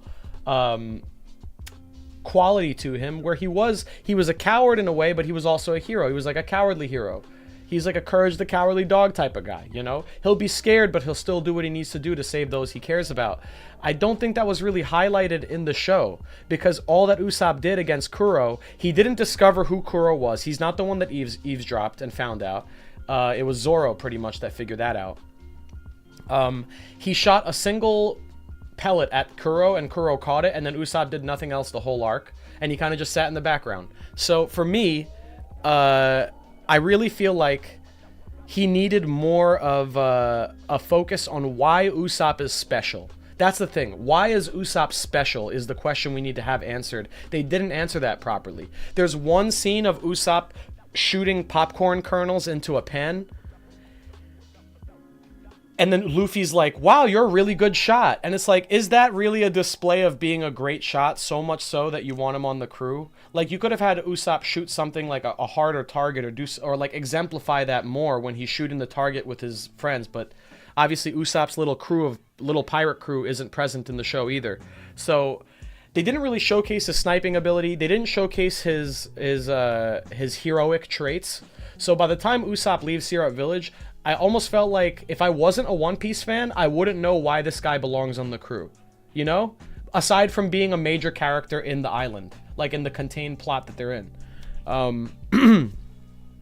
So that's the big thing with Usopp, I have to say. He definitely felt the weakest in terms of story of the 5 Straw Hats, but great performance. Like, Jacob really captured the performance of Usopp well. There's a couple lines I felt weren't great, but otherwise, like, awesome job. And I will say, I like the kiss scene. I really love... Here's one thing I like about the live action. In the One Piece manga, there's a lot of implied things that never happen on page. It's implied in the manga that Zoro, as a bounty hunter and a swordsman, has killed people. We never actually see Zoro kill someone in the manga. But it's heavily implied that Zoro doesn't... It's not that Zoro doesn't have kills on his belt. The dude has killed people before. He was a bounty hunter. He's a ruthless demon, as he was known. Okay? You don't get that nickname... You don't get the nickname of the demon pirate hunter by not killing anyone. So in the manga, it's implied but never shown. In the live action, they show it. They show Zoro chop a guy in half, blood and all, on screen. I like that. I like that change. I think we need more of that. And here's another thing they did. With Kaya and Usopp at the end of Syrup Village, in the manga, Usopp and Kaya are heavily implied to have feelings for each other. Right? It's implied that they're best friends. They care about each other very, very deeply. Usopp's going every day running to sit in front of her windowsill and tell her stories. They're like the only thing they've got each other's got, right? Usopp and Kaya, there's a heavily implied romantic interest between the two of them, I think. And the show, instead of just implying it, shows it. It seals the deal with the kiss that sets Usopp off on his adventure. And I think that's great because now Usopp being on this adventure, he's a fish out of water. He's a weak, cowardly kind of dude that's going to be on the adventure of a lifetime. And now he has something to return home to. That kiss gave Usopp something to come back home to. Something to fight for, something to push ahead for. I will not be surprised if in a future season, if we are lucky enough to get it, Usopp is in a fight in Alabasta and he's defending Luffy's honor. And I think somewhere in the fight where his life has to get put on the line, I would not be surprised if there's a callback to the kiss. And Usopp's like, I can't let Kaya down. I'm not gonna die here. I have to make it back to see Kaya one day. I think that's fucking brilliant. And as a whole, Syrup Village got a massive upgrade. The whole change from Syrup Village to like a murder house, like as Morge put it, I was reading on Twitter, he put it as a murder house. I think that's perfect. Yeah, like a killer trapped in a house with a killer. That formula, upgrade. In my opinion, that's better than the manga. I like that setup for Captain Kuro. Having the Nyaban brothers be the butlers, or like working in the mansion along with Kuro, also brilliant. They don't come out of nowhere. These aren't characters just come out of nowhere the moment Kuro flips to pirate mode. They're actual characters established in the arc, and it's all set up around the mansion as a set piece. You have them exploring the mansion. You have the scene with the dress up. You have them eating dinner. Luffy like walking on top of the dinner table. It's great, man. Like all of that. Oh man, all of that's a straight upgrade over the original Syrup Village, because the original arc, Syrup Village, is the weakest part of East Blue in the manga and in the anime too. It's the weakest part. And in the live action, it's almost a highlight of the season for me. It's almost one of the best parts of the season because of all the new things they did. As someone who's read the manga multiple times, going into the live action and being treated to a new story, that's awesome. Like that keeps me wide awake and keeps me focused on the screen. And the changes they made were good. They weren't offensive changes. I think they were all actually well Like, those are well-made decisions. And yeah, I mean, it's refreshing to go into Syrup Village and then get something completely new. And it's, in my opinion, better as a setup. Yeah, I think, man, all of that, like, that's perfect. What else did I think was good? And then we'll get to the criticisms after that. What else did I really like about, let's see, Syrup Village? I pretty much am done gloating over that. I don't really have anything else I can say, thinking about it. Oh, another amazing change. Usopp working at the shipyard. So all of Usopp's experience with shipbuilding and ship repair and like his handyman work, now it's explained by the show as Usopp working in Kaya's shipyard. So Usopp actually is technically a shipwright when we meet him. In the live action, he's an actual shipwright. That's such great context for what Usopp's capable of doing. It gives him a set of skills that he can take onto the ship. I think that's also brilliant. Yeah, so like all of those changes are like, yeah, super welcome. Baratier. Oh man. Okay. Let's talk about Baratier. The set, amazing. Okay, the set was phenomenal. Everything about Baratier looked great. The kitchen, the dim lighting, everything. I love the look of the set. I love Baratier. I love the outside of it. I love how the Mihawk fight looked when they were fighting outside. Sanji's performance is great. There's one moment early on when Sanji... okay, Zeph... I'll just say this before I talk about Sanji. Zeph was perfect. Perfect. If One Piece live action ever gets made again in the future, like a second time, there's no way they're going to top this Zeph. This is the best Zeph. We have Zeph on the screen. It's him. So, let me just get that out of the way. Fucking perfect. Perfect, man. There's a scene where Sanji is arguing with Zeph over, like, this dish that he made, and then Sanji goes into this, like, incel rage mode, where he's like, oh, if I have to cook in this kitchen again, I'm gonna fucking explode. And it's like, I love that, man. Sanji's performance is great. A lot, like, Sanji genuinely made me laugh multiple times. Him hitting on Nami was great. Them teasing Nami over having a new boyfriend because of that was great.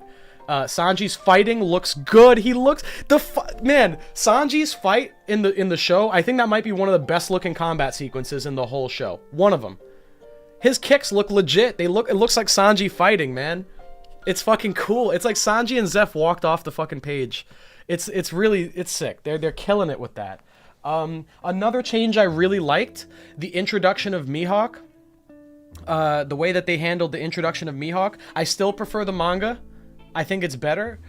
But the reason they did Mihawk this way was because of the next thing I'm going to talk about. The other big plot change that happened to Baratier, which is Don Krieg is gone. Don Krieg is not part of the Baratier arc in the One Piece live action. He gets killed by Mihawk.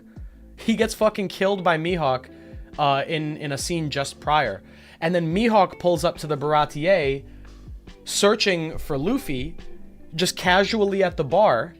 And then Zoro walks up to Mihawk and challenges him to a duel, and they're like, okay, fine, I'll duel you tomorrow at dawn. And then they spend the night there.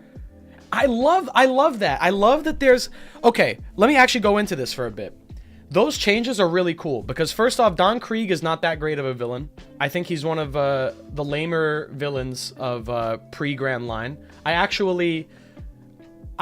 would be fine if Oda never brought him back. I don't think he's that important. I think Gin is an important character, and I think he's one of the highlights of the Baratier arc, but Krieg himself is like he's just like a generic shithead pirate. Like, I don't really have any strong opinions on Krieg, so I'm fine with them cutting Krieg, and the reason they cut Krieg is to work Arlong in. I actually like this way of condensing it. They made Arlong come to the Baratier in search of Luffy because Luffy's been making a name for himself. So instead of having Krieg pull up and mess the Baratier up, Arlong swims over to the Baratier with his fishmen crew and then fucks up the Baratier. That's a great change in my opinion. Having the Arlong Park arc start at the end of Baratier, having Arlong physically move locations by swimming using his fishman abilities to swim over to the Baratier. The whole thing with like the host at the front of the Baratier being a fishman, and then Arlong walks in, and the host being a fish, like the fishman host says to Arlong, "I'd be happy to serve you." And then Arlong looks at his face, and he looks at the fishman ears and gills or whatever, and he's like, serve me. Interesting choice of words.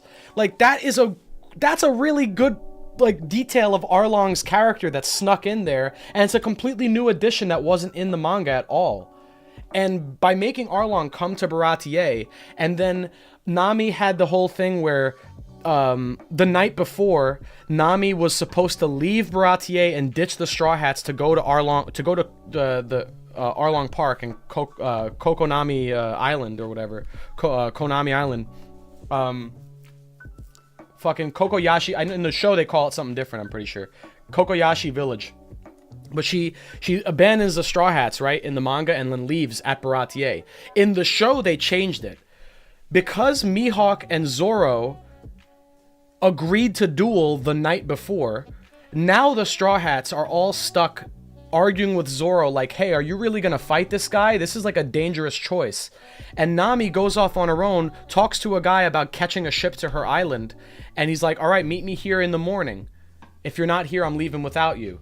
And then the next morning, the day of the duel that the duel's supposed to happen, you can tell the night before, Nami establishes a bond with Zoro over a drinking game. We see a whole scene establishing them becoming friends. They do the Tyrion drinking game from Game of Thrones. They sit there and they become friends. Zoro challenges Mihawk to a duel. Nami's concerned for Zoro's well-being. And then, because the duel is set the next morning, the same time that Nami's supposed to ditch the crew, the craziest change happens. Zoro fights Mihawk the next morning, and Nami doesn't leave. She gets the option. She goes to the boat, and the guy's like, are you coming? We're leaving.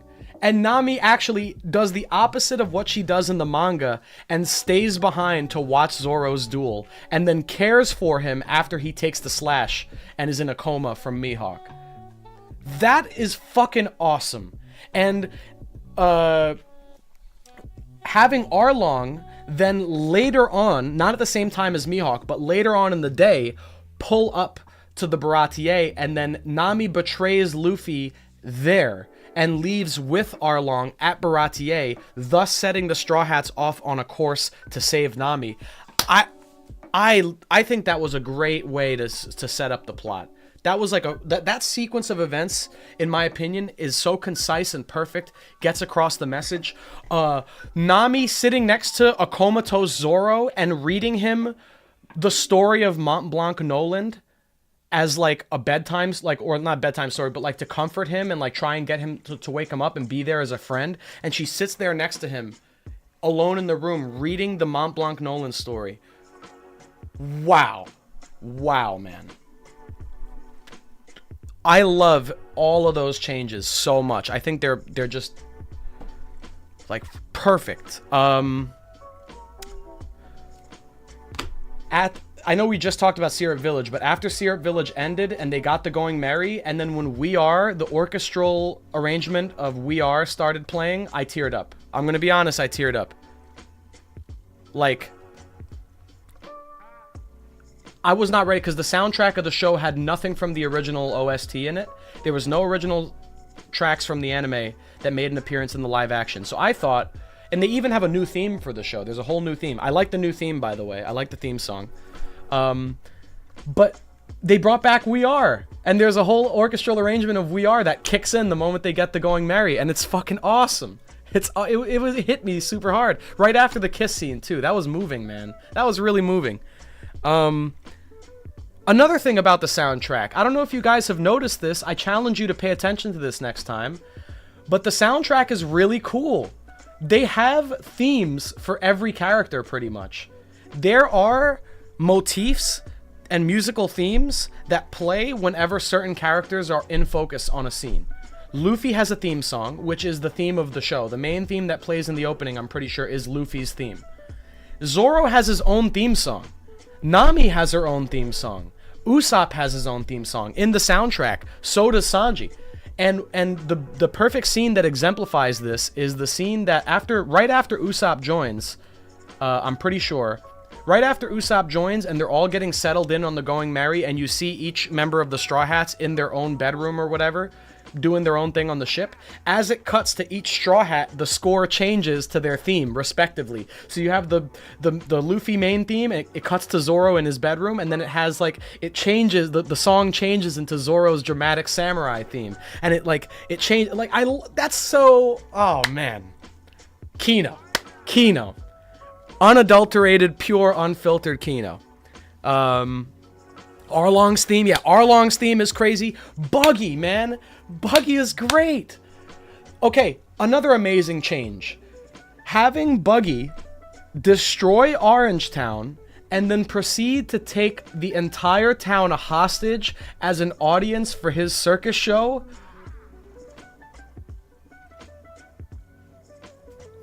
Genius.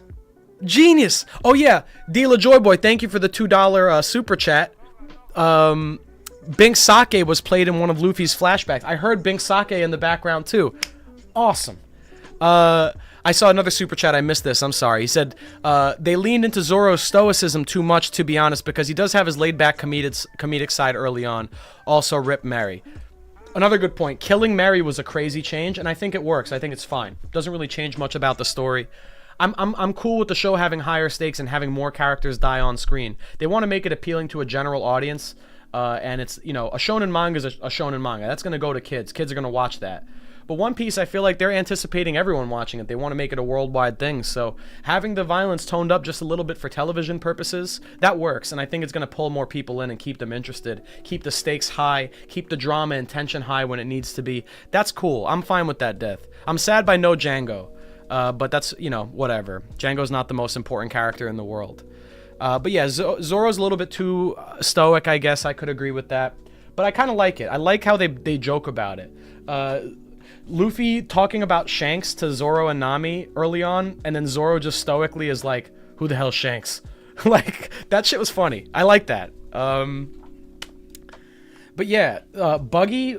Yeah, the idea of having Buggy take the town hostage and and hold them hostage as a hostage audience, fucking, man, I wish Oda did that. That's a great change. That's such a good change. That's perfect. I'm a little bit sad that there wasn't an actual lion, that they didn't actually have Richie as a lion. They made him a person. I would have liked if Buggy had an actual lion in the circus. That would have been cool, but maybe the special effects were too hard to do. But yeah, man.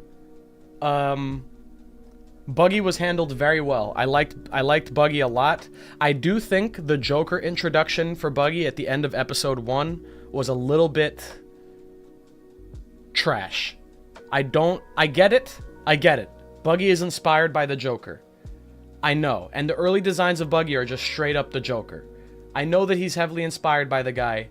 Even in the Cup Noodles commercial for One Piece, the One Piece Cup Noodle commercial, you can see Joaquin Phoenix Joker dancing in the background as Buggy. Okay. I know that he's the Joker, but I don't think Buggy currently in One Piece is a killer clown. And even in his introduction, he was a clown, but I don't think he was like a Joker type, maniacal, laughing like a killer clown, Heath Ledger Joker going crazy. The close-up fisheye lens. Okay, now we can start talking. I think I've covered everything. Yeah. Oh, one thing I didn't cover: Kobe and Garp. Kobe, Helmeppo, and Garp plotline, insane. I did not expect that. I was not ready to get this much Kobe, this much Garp. I got legitimate chills when Usopp is running through Syrup Village and he's shouting to all the houses, pirates are coming, and then no one believes him, and Usopp falls to his knees in the center of the square. And he's crying, and he's like, why won't anyone believe me? Pirates are here, why won't anyone believe me? And then the camera slowly turns, and then you see Kobe leaning over him, like right in his face, and he's like, I believe you. Cut to credits. Oh my. Oh man. Oh man. That, like, I was not ready. I was not ready for that. I love what they're doing with Kobe. Is amazing in the show. I love what they're doing with Kobe. Helmeppo's actor is doing a bang up job. I love how humorous Helmeppo is. Early on, when Helmeppo's like shit talking Zoro in the bar, and you see Helmeppo laughing, it cuts him. His mouth is just wide fucking open. He's a giant like Rolling Stones mouth. Like I fucking that shit's so funny to me. I love Helmeppo's performance. I love everyone's performance, with the exception of a few. Obviously, Ben Beckman wasn't cast well. I know everyone's been harping on that guy. Give the guy a break. It's not his fault the casting director chose him. He got the job, he took the job, right? Don't roast the guy for being out of shape and not looking great. I know that he doesn't look like Ben Beckman, but that's not his fault. I see everyone roasting the guy on Twitter and shit. That's not the man's, he's probably happy to even just be part of the production, especially in such an important character. I hope they recast him, but be nice to the guy, all right? If you're gonna get upset at anyone, fucking get upset at the casting director who doesn't know what the fuck they're doing when they cast that guy for Ben Beckman. That's their fault. But yeah, I think I think that the casting for the most part was on point. I think some of the casting is a little bit not great like that, but you know, overall great casting. I think all the main important characters were cast very well. What other things? Talked about the casting, talked about the soundtrack. The acting's fine. There's some time the acting's a little bit stilted sometimes. There's some lines that are delivered very poorly. There's a bunch of lines that I had to ask myself. I was like, was that the best take you had, really? Like, there's a couple lines that are like, you guys had to have a better take somewhere in there, right? Like, there's no way that was the best one. Like when Helmeppo walks up to Luffy and he's like, "What's that, Straw Hat? You got something to say?" And he delivers it in the most flat way humanly possible. He walks up to Luffy. "What's that, Straw Hat? You got something to say?" And then Luffy vomits on Helmeppo. That delivery was terrible, and I was like, I just thought to myself, like, there's no way that was the best take you guys had. Like, you had to have more than one take, right? Like, come on. But there's a bunch. So, let's now talk about my criticisms. The number one criticism I have with the One Piece live action that I hope they fix in Season 2 is the cinematography. It's the cinematography. I think the cinematography is the worst part about the show. I think the DP is doing their job. You know, they're doing it. I mean, it still looks fine. It's not like the show looks abysmal. But man, some of the choices are nauseating. Having the camera be pressed up against people's faces so regularly is a terrible decision in a world like One Piece. I get it, right? You want to save on budget. You don't show as much of the scene. You don't want to have like these crazy detailed backgrounds. You have to save on budget with these close-up face shots. You have the background out of focus and blurred. You can save on budget that way. I get it, but this show is not low budget. There are shows with smaller budgets that don't do that. So to me, it's weird that there's a majority of the shots when characters are having dialogue are like right up here. Like this. This is the One Piece angle. Ready? It's funny because it's fucking accurate. It's like, hey Luffy, are we gonna go fight Arlong? Yeah, I think so. It's a little too close for you guys, I know. Well, you should blame the One Piece director for that. Cause, hey, my name's Luffy. I'm gonna be king of the pirates. Like that? Come on, man. It's too much. It's too much. Stop doing that. It's not, it like the, okay, like, it makes the camera feel present in the scene. When I see a close-up shot where it's like a handheld shot, like it's clearly handheld, it's held right up to the person's face, like right here. Like if I were to, like the camera's here, if the actor turns their head, they'll smack into the fucking lens. That's how close it is. And it's like right there. And all I'm picturing when Kobe, for example, Kobe and Luffy on the boat, episode 1, every shot of this dialogue is like super uptight on their face. If Kobe turned his head, he'd hit the camera. All I can picture when I see that angle, I'm just thinking to myself, That actor for Kobe is using every fucking fiber in his body to not turn his head right now and hit the camera. Like, he is trying to ignore the camera as hard as possible. And I just picture the guy in the boat or whatever sitting there like this, because the camera is just so obnoxiously present in the scene. There's a fishbowl lens I've noticed they keep using. And I'm a fisheye lens. I'm actually going to pull up an example of why this is terrible. I know it sounds like I'm being harsh, but I need to be. I'm dramatic, okay? Now, I'll show why exactly this fisheye lens is terrible, and I'll explain it while I'm looking for this part. Zoro? Sorry, I have to mute this shit. The fisheye lens, they use it a lot in Syrup Village. They use it throughout the show. But they keep doing this thing where they put the fisheye lens and they do this like Wes Anderson style. I mean, they do a bunch of these Wes Anderson style center frame shots with like this artistic, like symmetrical room center frame shot. And they have a lot of these like centered characters front and center looking into the camera with a fisheye lens. And it makes the front look blown out and the sides look really blurred and stretched. I've seen someone on Twitter mention to me that it might be to give the effect of looking through a ship's window. Well, unfortunately, if you've ever looked through a ship's window, you can get nauseous pretty quickly doing that. So I don't think that's a great, if that is what they intended, not a great stylistic choice to make repeatedly happen in the show. Now, let me find the example of what I'm talking about. Here it is. Usopp in the kitchen. They're sitting down talking to Usopp. I'll pull it up on the screen for you guys in a second.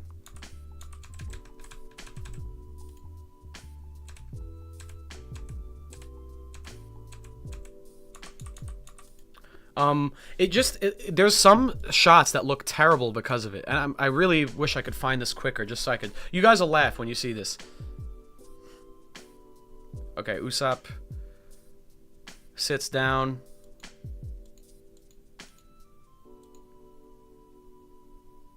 No, is it not this scene? Is it an earlier scene? They're in the kitchen. Oh, here it is. Okay.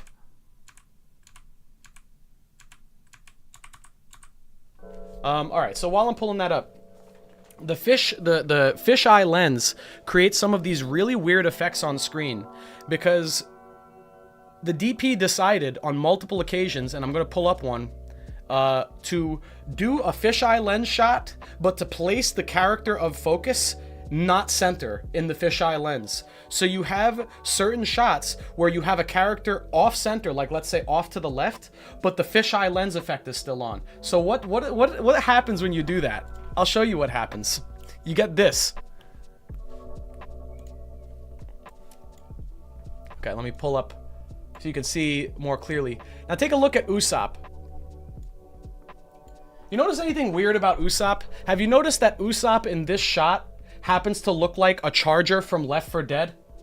Have you noticed how because of the fisheye lens that they're using here, whatever this effect is, that the outsides are stretched out and pushed out, and the inside's in focus? So what happens to Usopp's arm? His right arm looks absolutely massive, and his left arm looks really tiny.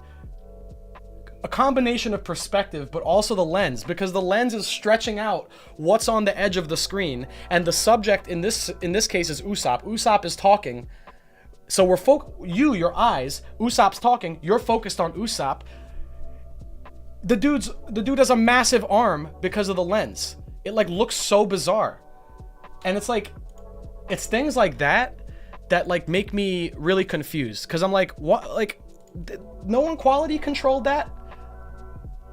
You know, like that's the only thing, like that sort of thing. There's a bunch of that in the show. I really think that if they want, you know, the one thing I have to say that they have to change for season 2 is the cinematography. And I think that's going to happen with an increased budget, increased support. They're going to be able to do these bigger shots, these more significant shots. The real big reason I don't like these close-ups, and I talked about this on Twitter too, is One Piece is a world that is supposed to feel very big, open, and free. It's a world full of adventure, really wide, open ocean, huge world. I think it hurts the atmosphere and the setting if every time characters are interacting, you have these claustrophobic, tight camera angles. Okay? When you have a horror movie, you do these claustrophobic angles because you want to give the feeling of tension, like the person is being closed in on. That's why you do these, because you can't see what's out of frame, so anything could be there. It makes you feel tense.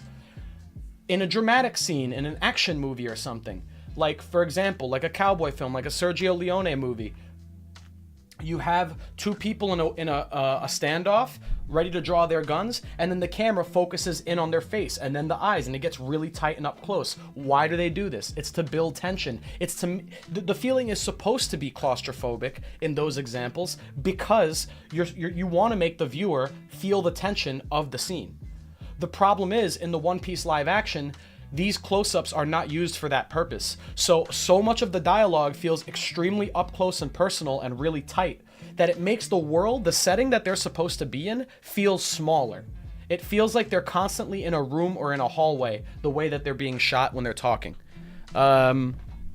So, in my opinion, there's like... Obviously, there has to be a compromise because you can't...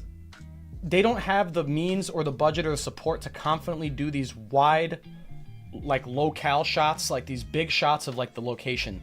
I would have loved if we got a little bit more of that, right? Because the big thing about One Piece is the beauty of the scenery, the locations, the environments, the settings. And I think the show would benefit greatly from showing off that scale to its full potential. And the way you show off that scale is instead of doing all these really close-up shots, you do more wide open shots. You show the environment more. You show they should have had a scene where they were walking around Kaya's mansion, because that's a big set piece. They don't have to make an advanced special effects set to do Kaya's mansion. They should have had a scene where they maybe walked around the mansion during the daytime outside and talked to Kaya in the garden or something. And you get a big wide shot of the mansion and the island to show like the world, you know? I think that it would benefit from that more. And these like close-up shots are not doing it for me. Luffy and Kobe talking in the middle of the ocean, instead of showing the entire ocean, a lot of the scene is Luffy and Kobe, like the camera's like right up here, so I don't even get to see the big ocean they're sailing on. It makes the world feel small. And you know, I think if they're gonna go to the Grand Line next season, they have to. They have to do what I'm saying. They have to do these wider shots. They have to do these landscape shots. They have to. Because you have to give the scope of how intimidating and huge and crazy and majestic and beautiful the world of One Piece is and the Grand Line is. When they get into the Grand Line, this place that's being hyped up all season as this like treacherous place, this incredible place full of adventure and riches, you have to show that. You have to showcase that more. One example I really liked from the show of doing what I'm talking about is in the Sanji Zeph flashback. They actually did a wide shot of the giant rock plateau that Sanji and Zeph were trapped on. They showed the whole plateau, the whole island. Big shot of the ocean, massive plateau towering into the sky, Sanji and Zeph on top. They showed the big wide shot. You know, I think that was great. Like, they need to do more of that. That would be... You know, we didn't really get to see any of the islands from a distance. We didn't get to see any locations from a distance. I feel like it would help to do that because it creates scale in our minds, right? You see the Baratier from a distance and then they approach it. Might be harder to do. They had the Baratier show up in the mist. We couldn't actually see the Baratier from far away, really. It's like covered by fog. But like, you know, if they did more things like that where they showed the whole location, or they did more, they pulled the camera back more, I think it would make the world feel bigger. It would really feel like the world of One Piece as it is in the manga. Yeah, I think the show needs a lot more landscape shots, a lot more big shots like that really showcase the environment in the world. So much of it is not like that though. One other example, here's another thing I hope gets improved next season, are the special effects in some areas. There's one that really stuck out to me. Speaking of the Sanji and Zeph thing, is it here?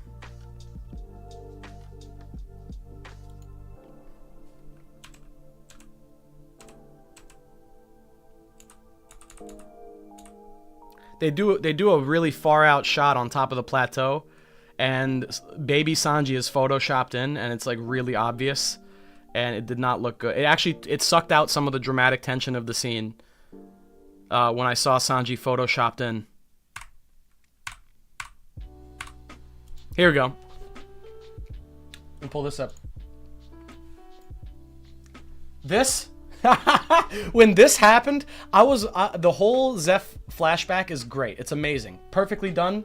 But this, I have a little bit of an issue with. They could have put a little bit more time in the oven for this specific shot. I'm sorry. If you end such a sad emotional flashback, this shit looks like it's like made on a TikTok. Like he was photoshopped in, bro. Does anyone else see that? Is it just me? He's like, he's the height of, he looks like the perspective is all wrong. He's the height of Zeph sitting down as like a 8-year-old standing up. Like that does not look good in my opinion. That's rough. Like that. And the fact that it hits at the very end of such an emotional gut punch scene, like, oof. Does not look good, man. So for me, my big hope is that that's just a symptom of it being season 1. You know, if it's season 1, I can look past the little issues, the technical issues, the special effect issues, because the reality is, they didn't know if this was going to go well. They don't know if the show is going to be received well, right? So you make a season 1, you put a big budget into it, but you also have to like hold yourself back a little bit. You don't want to go overboard, or you don't want to, you know, they don't have time to make everything perfect, because in their mind, it's like, well, what if season 1 flops? Like, will it be worth all the extra time and money? It might be better to put season 1 out as a feeler, despite its mistakes and issues. Put season 1 out there, and then if it does really well, gangbusters season 2, then we up everything. The quality will go up on the scenery, the camera, special effects. So I think the way they're doing it is season 1 is kind of like a test. They're testing the waters, no pun intended, testing the waters to see if we're really ready for the grand line here. And if people are supporting the show, it seems everyone loves the show. It's been received well. I think we're getting a season 2. I really hope we do. And if we don't, Netflix, I'm boycotting. I mean, I'm gonna be a resident Netflix hater forever. I already am, but it's gonna be severe if they cancel this. If we get a season 2, I wouldn't be surprised if it's not a straight upgrade in every aspect. Yeah, they clearly care. They care, and I'm not trying to... Obviously, I spent a lot of time talking about the positives. I'm spending some time now talking about the negatives, but it's all out of love. Like I said before, I really do love the live action. If I had to rate it, I would give it an 8 out of 10. And that's a high rating for me, because I'm one of those guys who doesn't rate things like people normally rate them. I consider 5 and 6 to be like the average of something. And 7, 8, 9, and 10... like, they have to actually be exceptional in some kind of way. So for me, an 8's a pretty significant rating. I would give it an 8, you know? But yeah, that's funny, Yokai. Hidden. Kid Sanji's looking like he's floating is actually foreshadowing Skywalk.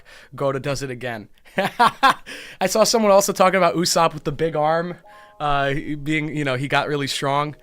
He doesn't need a time skip or anything. That's funny too. I love that shit. But you know, realistically, we gotta hold him accountable for some of these visual issues. One other thing I will say, a couple other nitpicks. There's a scene where Nami is talking to Kaya, and Nami runs into the room, and she bursts into the room, and she's like, "Thank God you're still alive." And Kaya's like, "Why would I not be alive?" And Usopp just gets done trying to explain to Kaya that Klahadore is a bad guy, and then Nami walks up to Kaya and with no context asks Kaya, how long has did you get sick around the time that Kuro started working here? Did you catch that? She said Kuro, not Klahadore. Big nitpick, but in this context, Kaya would have no fucking clue who Kuro is. Usopp did not call him Kuro. Usopp didn't name drop Kuro. It's Klahadore. She knows him as Klahadore. Nami busts into the room and goes, "Did you get sick when Kuro started working here?" And then Kaya's like, "Oh, you might be right." That's a writing mishap. That's a little slip up there. And I know that it sounds like a nitpick, but you gotta be this is important when it comes to writing, is consistent in-world consistency. You have to have consistency in the way characters' knowledge works, how they talk about it. So, little small thing, Nami referring to him as Kuro when Kaya didn't know he was Kuro yet was a little mistake. Another thing I didn't like was I did not like how Kaya's poison tea was fucking Windex blue. I thought that was so dumb. This is the biggest story criticism I have of everything I've watched. Bro, why be so heavy-handed? Why not let it be a mystery? I know that the people who read One Piece know it's poison, but the people who don't know it's poison. So let it be a little bit more of a mystery and build up to when it actually happens. The tea being a bright Clorox blue, and then the soup that looked like blue mashed potatoes that came from fucking Lazy Town or something. Funny, because Kuro kind of looks like Robbie Rotten. But the fact that the soup, like, hey Kaya, don't eat that perfectly good-looking salmon over there. We've prepared a special soup just for you. And then they hand her a bowl of fucking clearly poisonous blue slop. And Kaya's like, yup, I've been eating this for the past 3 years, no problem. If someone handed me a tea that looked like Windex in a glass, I would not drink it. In any context. In any context, bro. Like, that shit was so heavy-handed. Like, why? That shocked me. I was like, there's no way. Oh, what's up, Dak?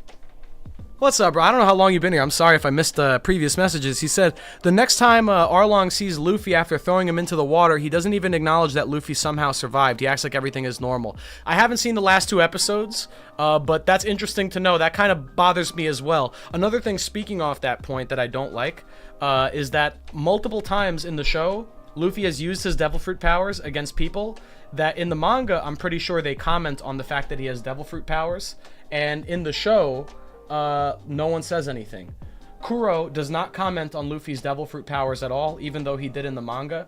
Arlong, so far from what I've seen, has not commented on the devil fruit powers until Nami mentioned he's a devil fruit user, why don't you sink him in the water? To me, I don't like that, because for someone that doesn't know what One Piece is or doesn't know what devil fruits are, you need that exposition. You need it. Right? In early pre-chapter 100 One Piece, there's a bunch of different times that devil fruits are talked about and explained, and Luffy's devil fruit is talked about or mentioned or brought up about how different or weird Luffy is, and they never do that in the live action, really. Buggy brings up the devil fruit like, hey, we're the same, but Kuro does not act surprised in any way to see Luffy stretch. Like, this is the thing that really got to me, is multiple times in the show, characters witness Luffy stretch for the very first time, and they act like it's a perfectly normal thing. Like, they're not surprised at all that this fucking guy just stretched across the entire room in front of them. Like, that's not shocking to them at all. Like, no one comments on that. No one has anything to say. To me, that was jarring, and I don't like that. And that's another thing. So, like, yeah, the cinematography, little writing quirks, the blue soup and the blue tea, and yeah, not acknowledging Luffy's devil fruit. I feel like devil fruits have not been explained properly from what I watched. So if I showed this show to my mom, she would have no fucking clue what a devil fruit is. She would have seen Luffy eat one, but she wouldn't have much to say besides that. She would have no fucking clue what's going on with the devil fruits because the show did no effort to explain it. So yeah, that's pretty much it in terms of the bad stuff. I really don't have that much more to say that I didn't like. Everything else I'm pretty much a fan of. I'm worried. I haven't seen how they handled Logtown yet. I'm worried based on the Garp plotline that this is going to be their excuse to cut Smoker from Logtown. If that's how it goes, that's how it goes. I do hope they bring Smoker back at least for Alabasta, because he's a big part of why I like Alabasta. I would like if Smoker ends up being a part of Season 2 somehow. But if he's not in Logtown, I don't think he's going to be. Because Garp seems to be taking over the mantle as, you know, for what Smoker was. Yeah, Moog, that's fucking hilarious. Thank you for the £5. He goes, Kaya's blue poison food is straight up just Troll 2, where no one seems to care that all the food just has green sludge in it. That's what I'm saying. It was so bizarre. It's like, really? Like, you got this whole, like, this cup of blue, like, neon blue shit and you're just gonna eat that, no problem. Same thing with Luffy. He walks up to the pot in the kitchen and just sees this blue muck and he's like, yummy. It's like, come, it would be so much more believable if it just looked like normal soup. And then we find out later that it's poisoned. Why not just make it look like normal soup and then just show Butchie putting like a couple drops of like a blue liquid in the soup? Like not the whole soup being blue, just a couple drops of some suspicious, you know, malicious looking blue liquid that he's putting in a perfectly normal looking meal or tea. That's how real poisoning would work. You don't announce to the person you're trying to poison that you're trying to poison them by making their food a fucking obnoxious color. That's like, yeah. It's okay, guys. I know I haven't seen 7 or 8 yet. We're wrapping up. We're gonna finish up the stream in a minute, but don't worry about it. It's fine. I've just been ranting. I haven't even been looking at the stream that much. Nah, Luffy would do that. He would, Hassan, but it's still like, it's harder to believe when the food looks like genuine poison muck. You know, I do like the reference to Luffy developing a poison resistance by eating the poisonous food.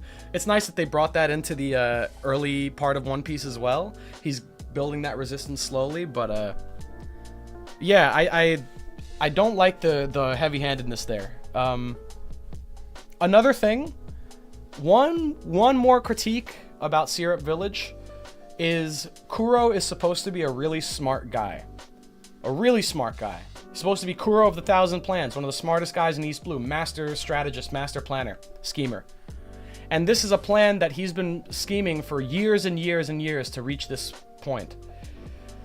In the live action, Zoro confronts Kuro and is ready to fight him. And then Sham breaks a bottle over Zoro's head and knocks out Zoro. A bounty hunter, a notorious bounty hunter who Kuro is aware is a bounty hunter because he's literally pulling out 3 katanas in front of him. He's also aware that he's part of a pirate crew himself because they announced they're pirates earlier. So Kuro's perfectly aware. This man in front of him is a tough pirate bounty hunter dude with swords. All you did was break a beer bottle over his head, and then Kuro is just like, dump him in the well. Like, get rid of the body, as if he's dead. The dude's not dead. Like, you should know that. You broke a beer bottle off of his head. So, like, Kuro ignoring that and then just letting Zoro, like, live, basically, to later come and basically mess it up anyway. Like, it feels like, for a guy that's supposed to be a master strategist, you'd think he'd have a little bit more caution. He's been so cautious already. You'd think he'd have a little bit more caution dealing with Zoro instead of just like, yeah, dump the body outside. I know you broke a Heineken over... Excuse me. I know you broke a Heineken over his head, but just dump the body out back. He won't bother us. Like, bro, come on. Like, you're a fucking idiot. You know? Master of 1,000 plans, but only 16 million berry bounty, lol. Each plan worth 16k, I guess. That's funny. Yeah, I mean, you know, that's the only other thing. Like, there's like I said, little plot things here and there that irked me, but this is all the things I've just complained about make up maybe 20% of my opinion, and then all the stuff I like make up the other 80%. So I think my rating as of an 8 out of 10 is pretty accurate there, because that's literally 1-to-1. I would say I like about 80% of the show, and 20% I dislike. So yeah, 8 out of 10. Minus a point for every 10%. There you go. So yeah, that was cool. Yeah, man, that's how I feel. That's pretty much the end of my rant.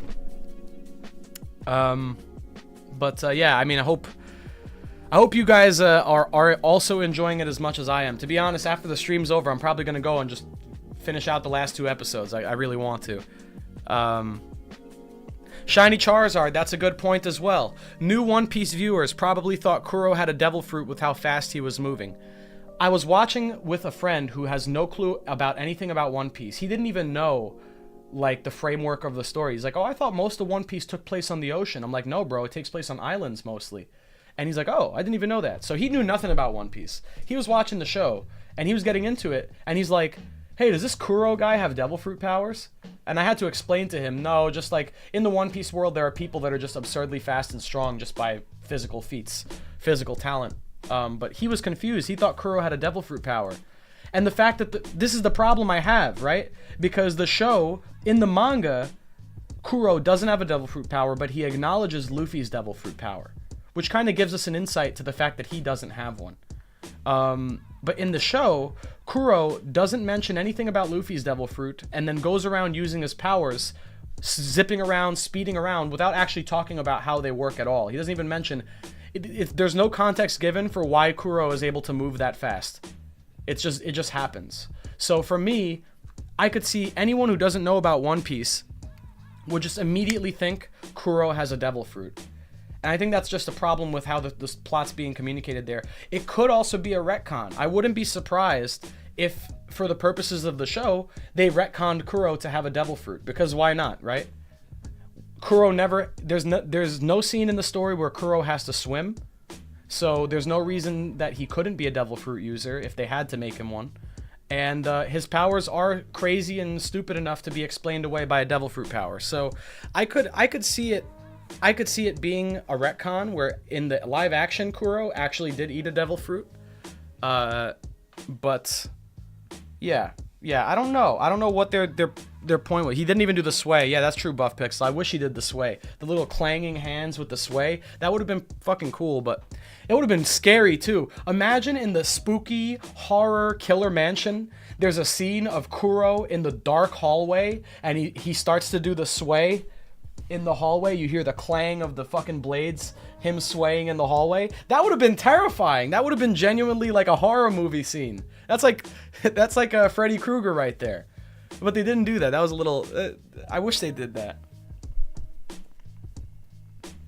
The cat fruit model. Regular ass cat. Yeah. Moog, that's true. That would be funny, though. I would like if that was the case, honestly. Dak said, yeah, I mean, I guess Zoro being stuck in a well is cool because Mihawk said Zoro was like a frog stuck in a well, but the way he got there was Yeah, I just don't love that this guy who's supposed to be such a genius did not see any problems, like any potential... He didn't foresee any future problems by taking this really lethal opponent, bashing a bottle over his head, and just dumping him outside. Like, if he was really a ruthless killer, he would double tap him. He'd kill him right there with his finger blade. Like, there would be no reason for him to just be like, all right, well, the bottle did the job, send him outside. Like, no, he's clearly not a corpse. So, you know, it just felt like a plot armor thing. That's where the plot armor really felt strong to me. And that didn't need to happen that way. I feel like you didn't need to break a bottle off Zoro's head and dump him in the well. Like, you could have written that differently. That's the only thing. But yeah, I mean, like I said, small criticisms. These are all nitpicks. I can go on all day.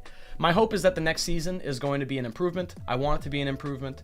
And like Oda said, he said, this was great, but we can do even better. Like, I want to see how good it can get. And I agree. I love the first season. I still got to finish it out. I don't know. Maybe I might feel differently when I get to the end. But everything I've seen so far was awesome. The title screens, each title card being a different Straw Hat Jolly Roger or a different Jolly Roger. One was Buggy's. Having the different title card for each episode is so sick. The soundtrack, everything we went over today. Like, there's so many good things in this show. The characters kill it. Like, what more could you ask for, really?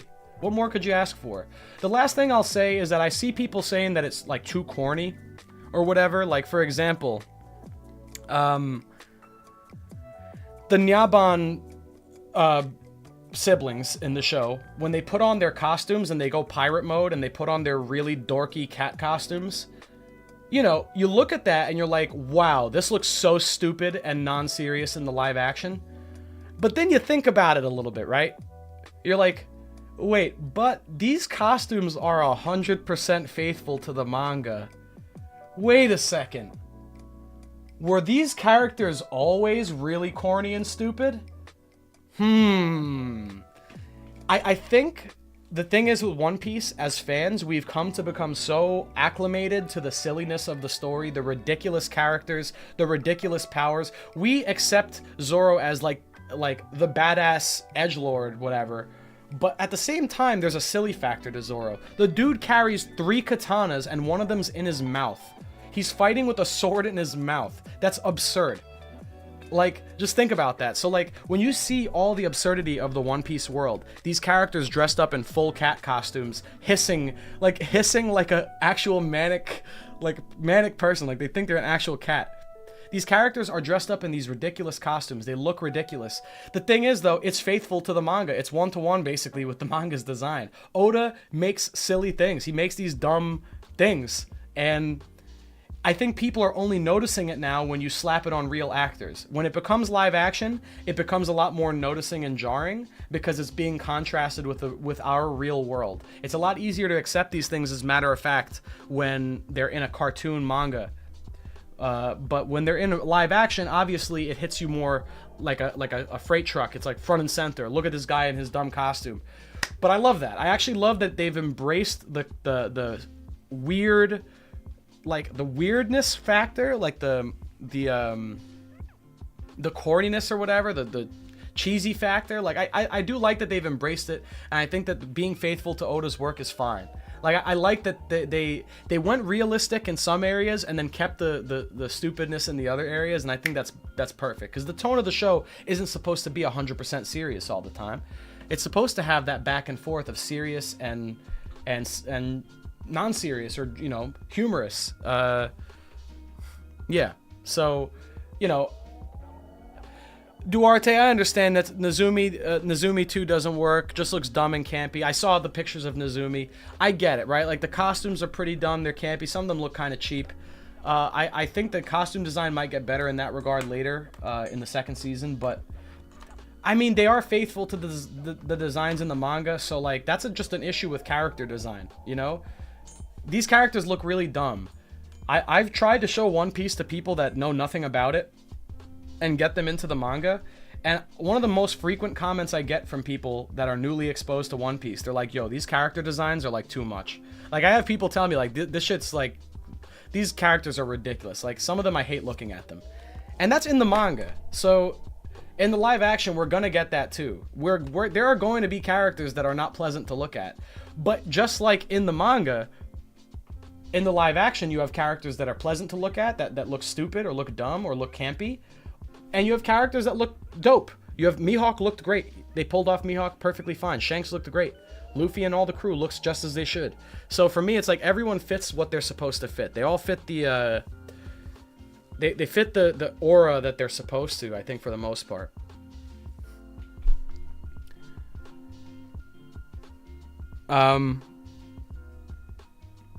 Just because something is silly doesn't mean it's corny. Yeah, but I mean more so in the costumes are campy and like corny-ish looking. Like they look silly. It looks like they're cosplaying for something. It doesn't look like an outfit you would naturally just put on when you're ready. Like these guys are like, all right, time to go evil mode. Let's go kill Kaya. But then real quick, let me just hop in the changing room and change into this dumb cat burglar costume. But that's just the thing, though. It's part of One Piece. Like, One Piece is filled with designs like that.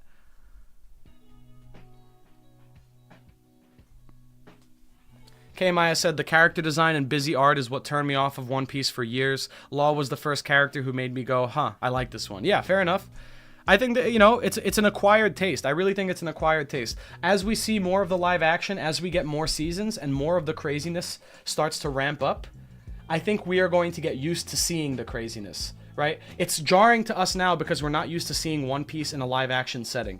As the show progresses and we get more seasons of it and we get exposed to it more and more and more, I think all of us it's going to be an acquired taste, just like with the anime.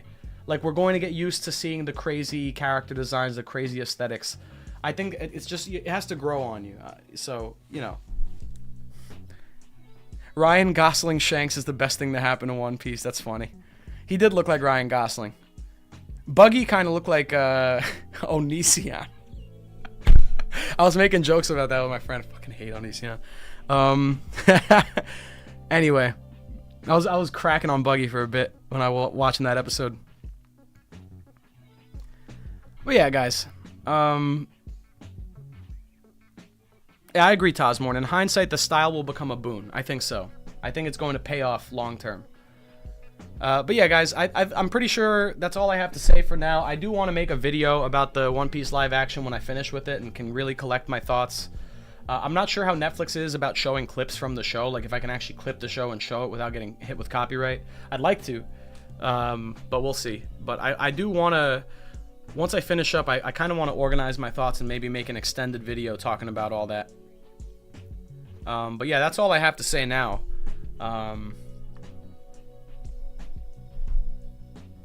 Kuro looked like Robbie Rotten. Yeah, man. I said the same thing. It's funny.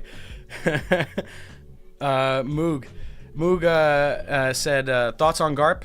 Garp's cool. I don't like the changes. Some of the changes they made with Garp I'm not a huge fan of, but overall he's fine. He's fine. Serviceable. I was glad they had the scene where he throws the cannonballs. I'm a little bit upset at how small the cannonballs are. I wish they were bigger.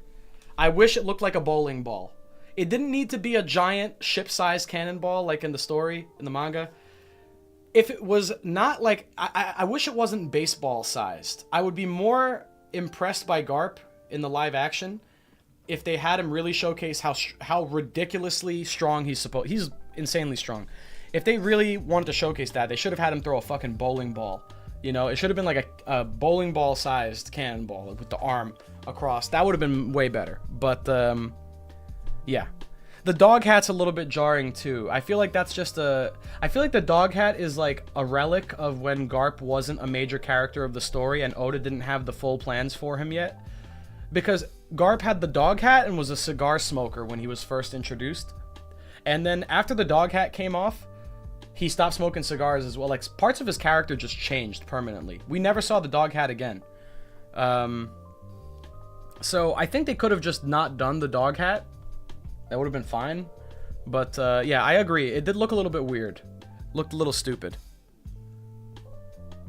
But yeah, I'm gonna take the opportunity, guys, to hop off now. I'm gonna go finish up episodes 7 and 8 with my wife. We're gonna go relax and watch the rest of this show. And then, yeah, I'm gonna enjoy the rest of my Saturday. So...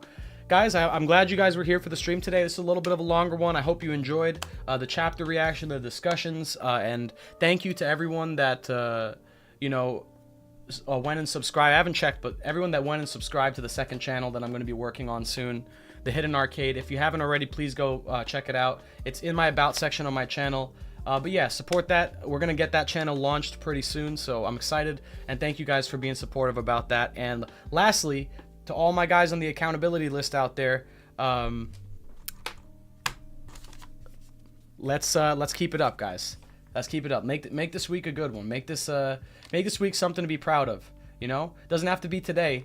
We still, you know, the next week starts tomorrow or Monday, depending on how you look at the calendar. But you know, you got a little time. Get yourself mentally prepped for it, and then kill it this next week. Do whatever goal you have set in your mind. Go for it.